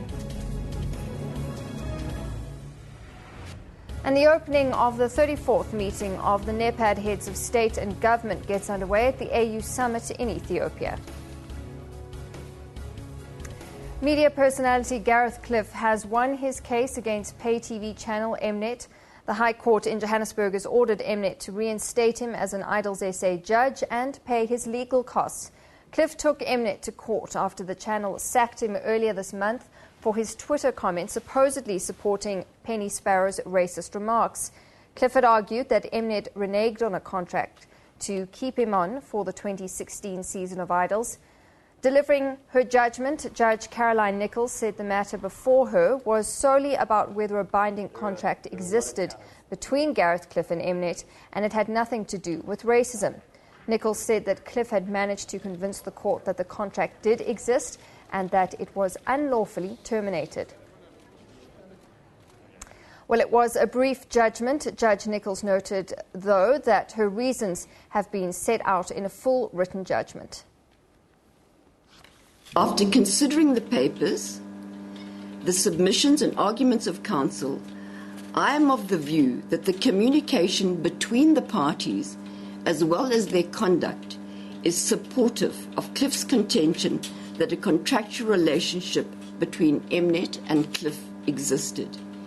He has therefore made out a prima facie case for temporary reinstatement. We've always thought that this was a travesty of justice. This case indicates that everyone is equal before the law. It also indicates that human rights are human rights. You do not have black human rights or white human rights. Government lawyers are meeting legal representatives of the claimants of the 2012 Marikana tragedy. SABC reporter Nozintombi Mia asked the claimants' lawyers what they will be discussing. What are some of the key topics that will be on the agenda? We only received an agenda of the issues that the state proposes yesterday, which came late because we had a discussion, a consultation with our clients in the previous Sunday. And in the consultation that we had in the previous Sunday, our clients instructed us to go through and hear what the state wants to table. Thereafter, we must come back to them and say, this is the proposals that the state has tabled and what, therefore, is your sentiments about them. And can you give me a recap, really, of how much is the claim that you're asking for and the breakdown of what that claim is? There are several claims that we issued. The first major claim is a claim for 1.08 billion rands. That is for Vayeke Sivuka as well as 279 other people. That is for unlawful arrests, unlawful injuries whilst in custody, unlawful detentions, as well as malicious prosecution.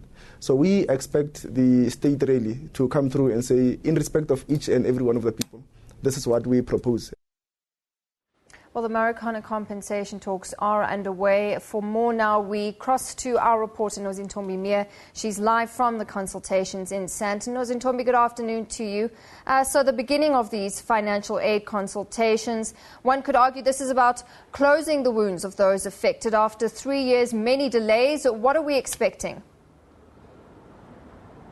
Well, a very good afternoon to you, Natasha. This consultation meeting has been underway for the past 2 hours or so. And the biggest issue that is likely to come out of this compensation is the fact that the lawyers for the injured and arrested minors, as well as the legal representatives of the families of the 37 men that were slain by police, will put on the table exactly how much they're looking for in terms of financial compensation. And they'll be getting feedback from the state lawyers in terms of how much exactly the state will be able to give them compensation for how much of that. And we've seen in the last 30 minutes that a group of demonstrators called the Marikana support group has come outside the chamber's offices, and they're demonstrating and singing very peacefully just to show their support.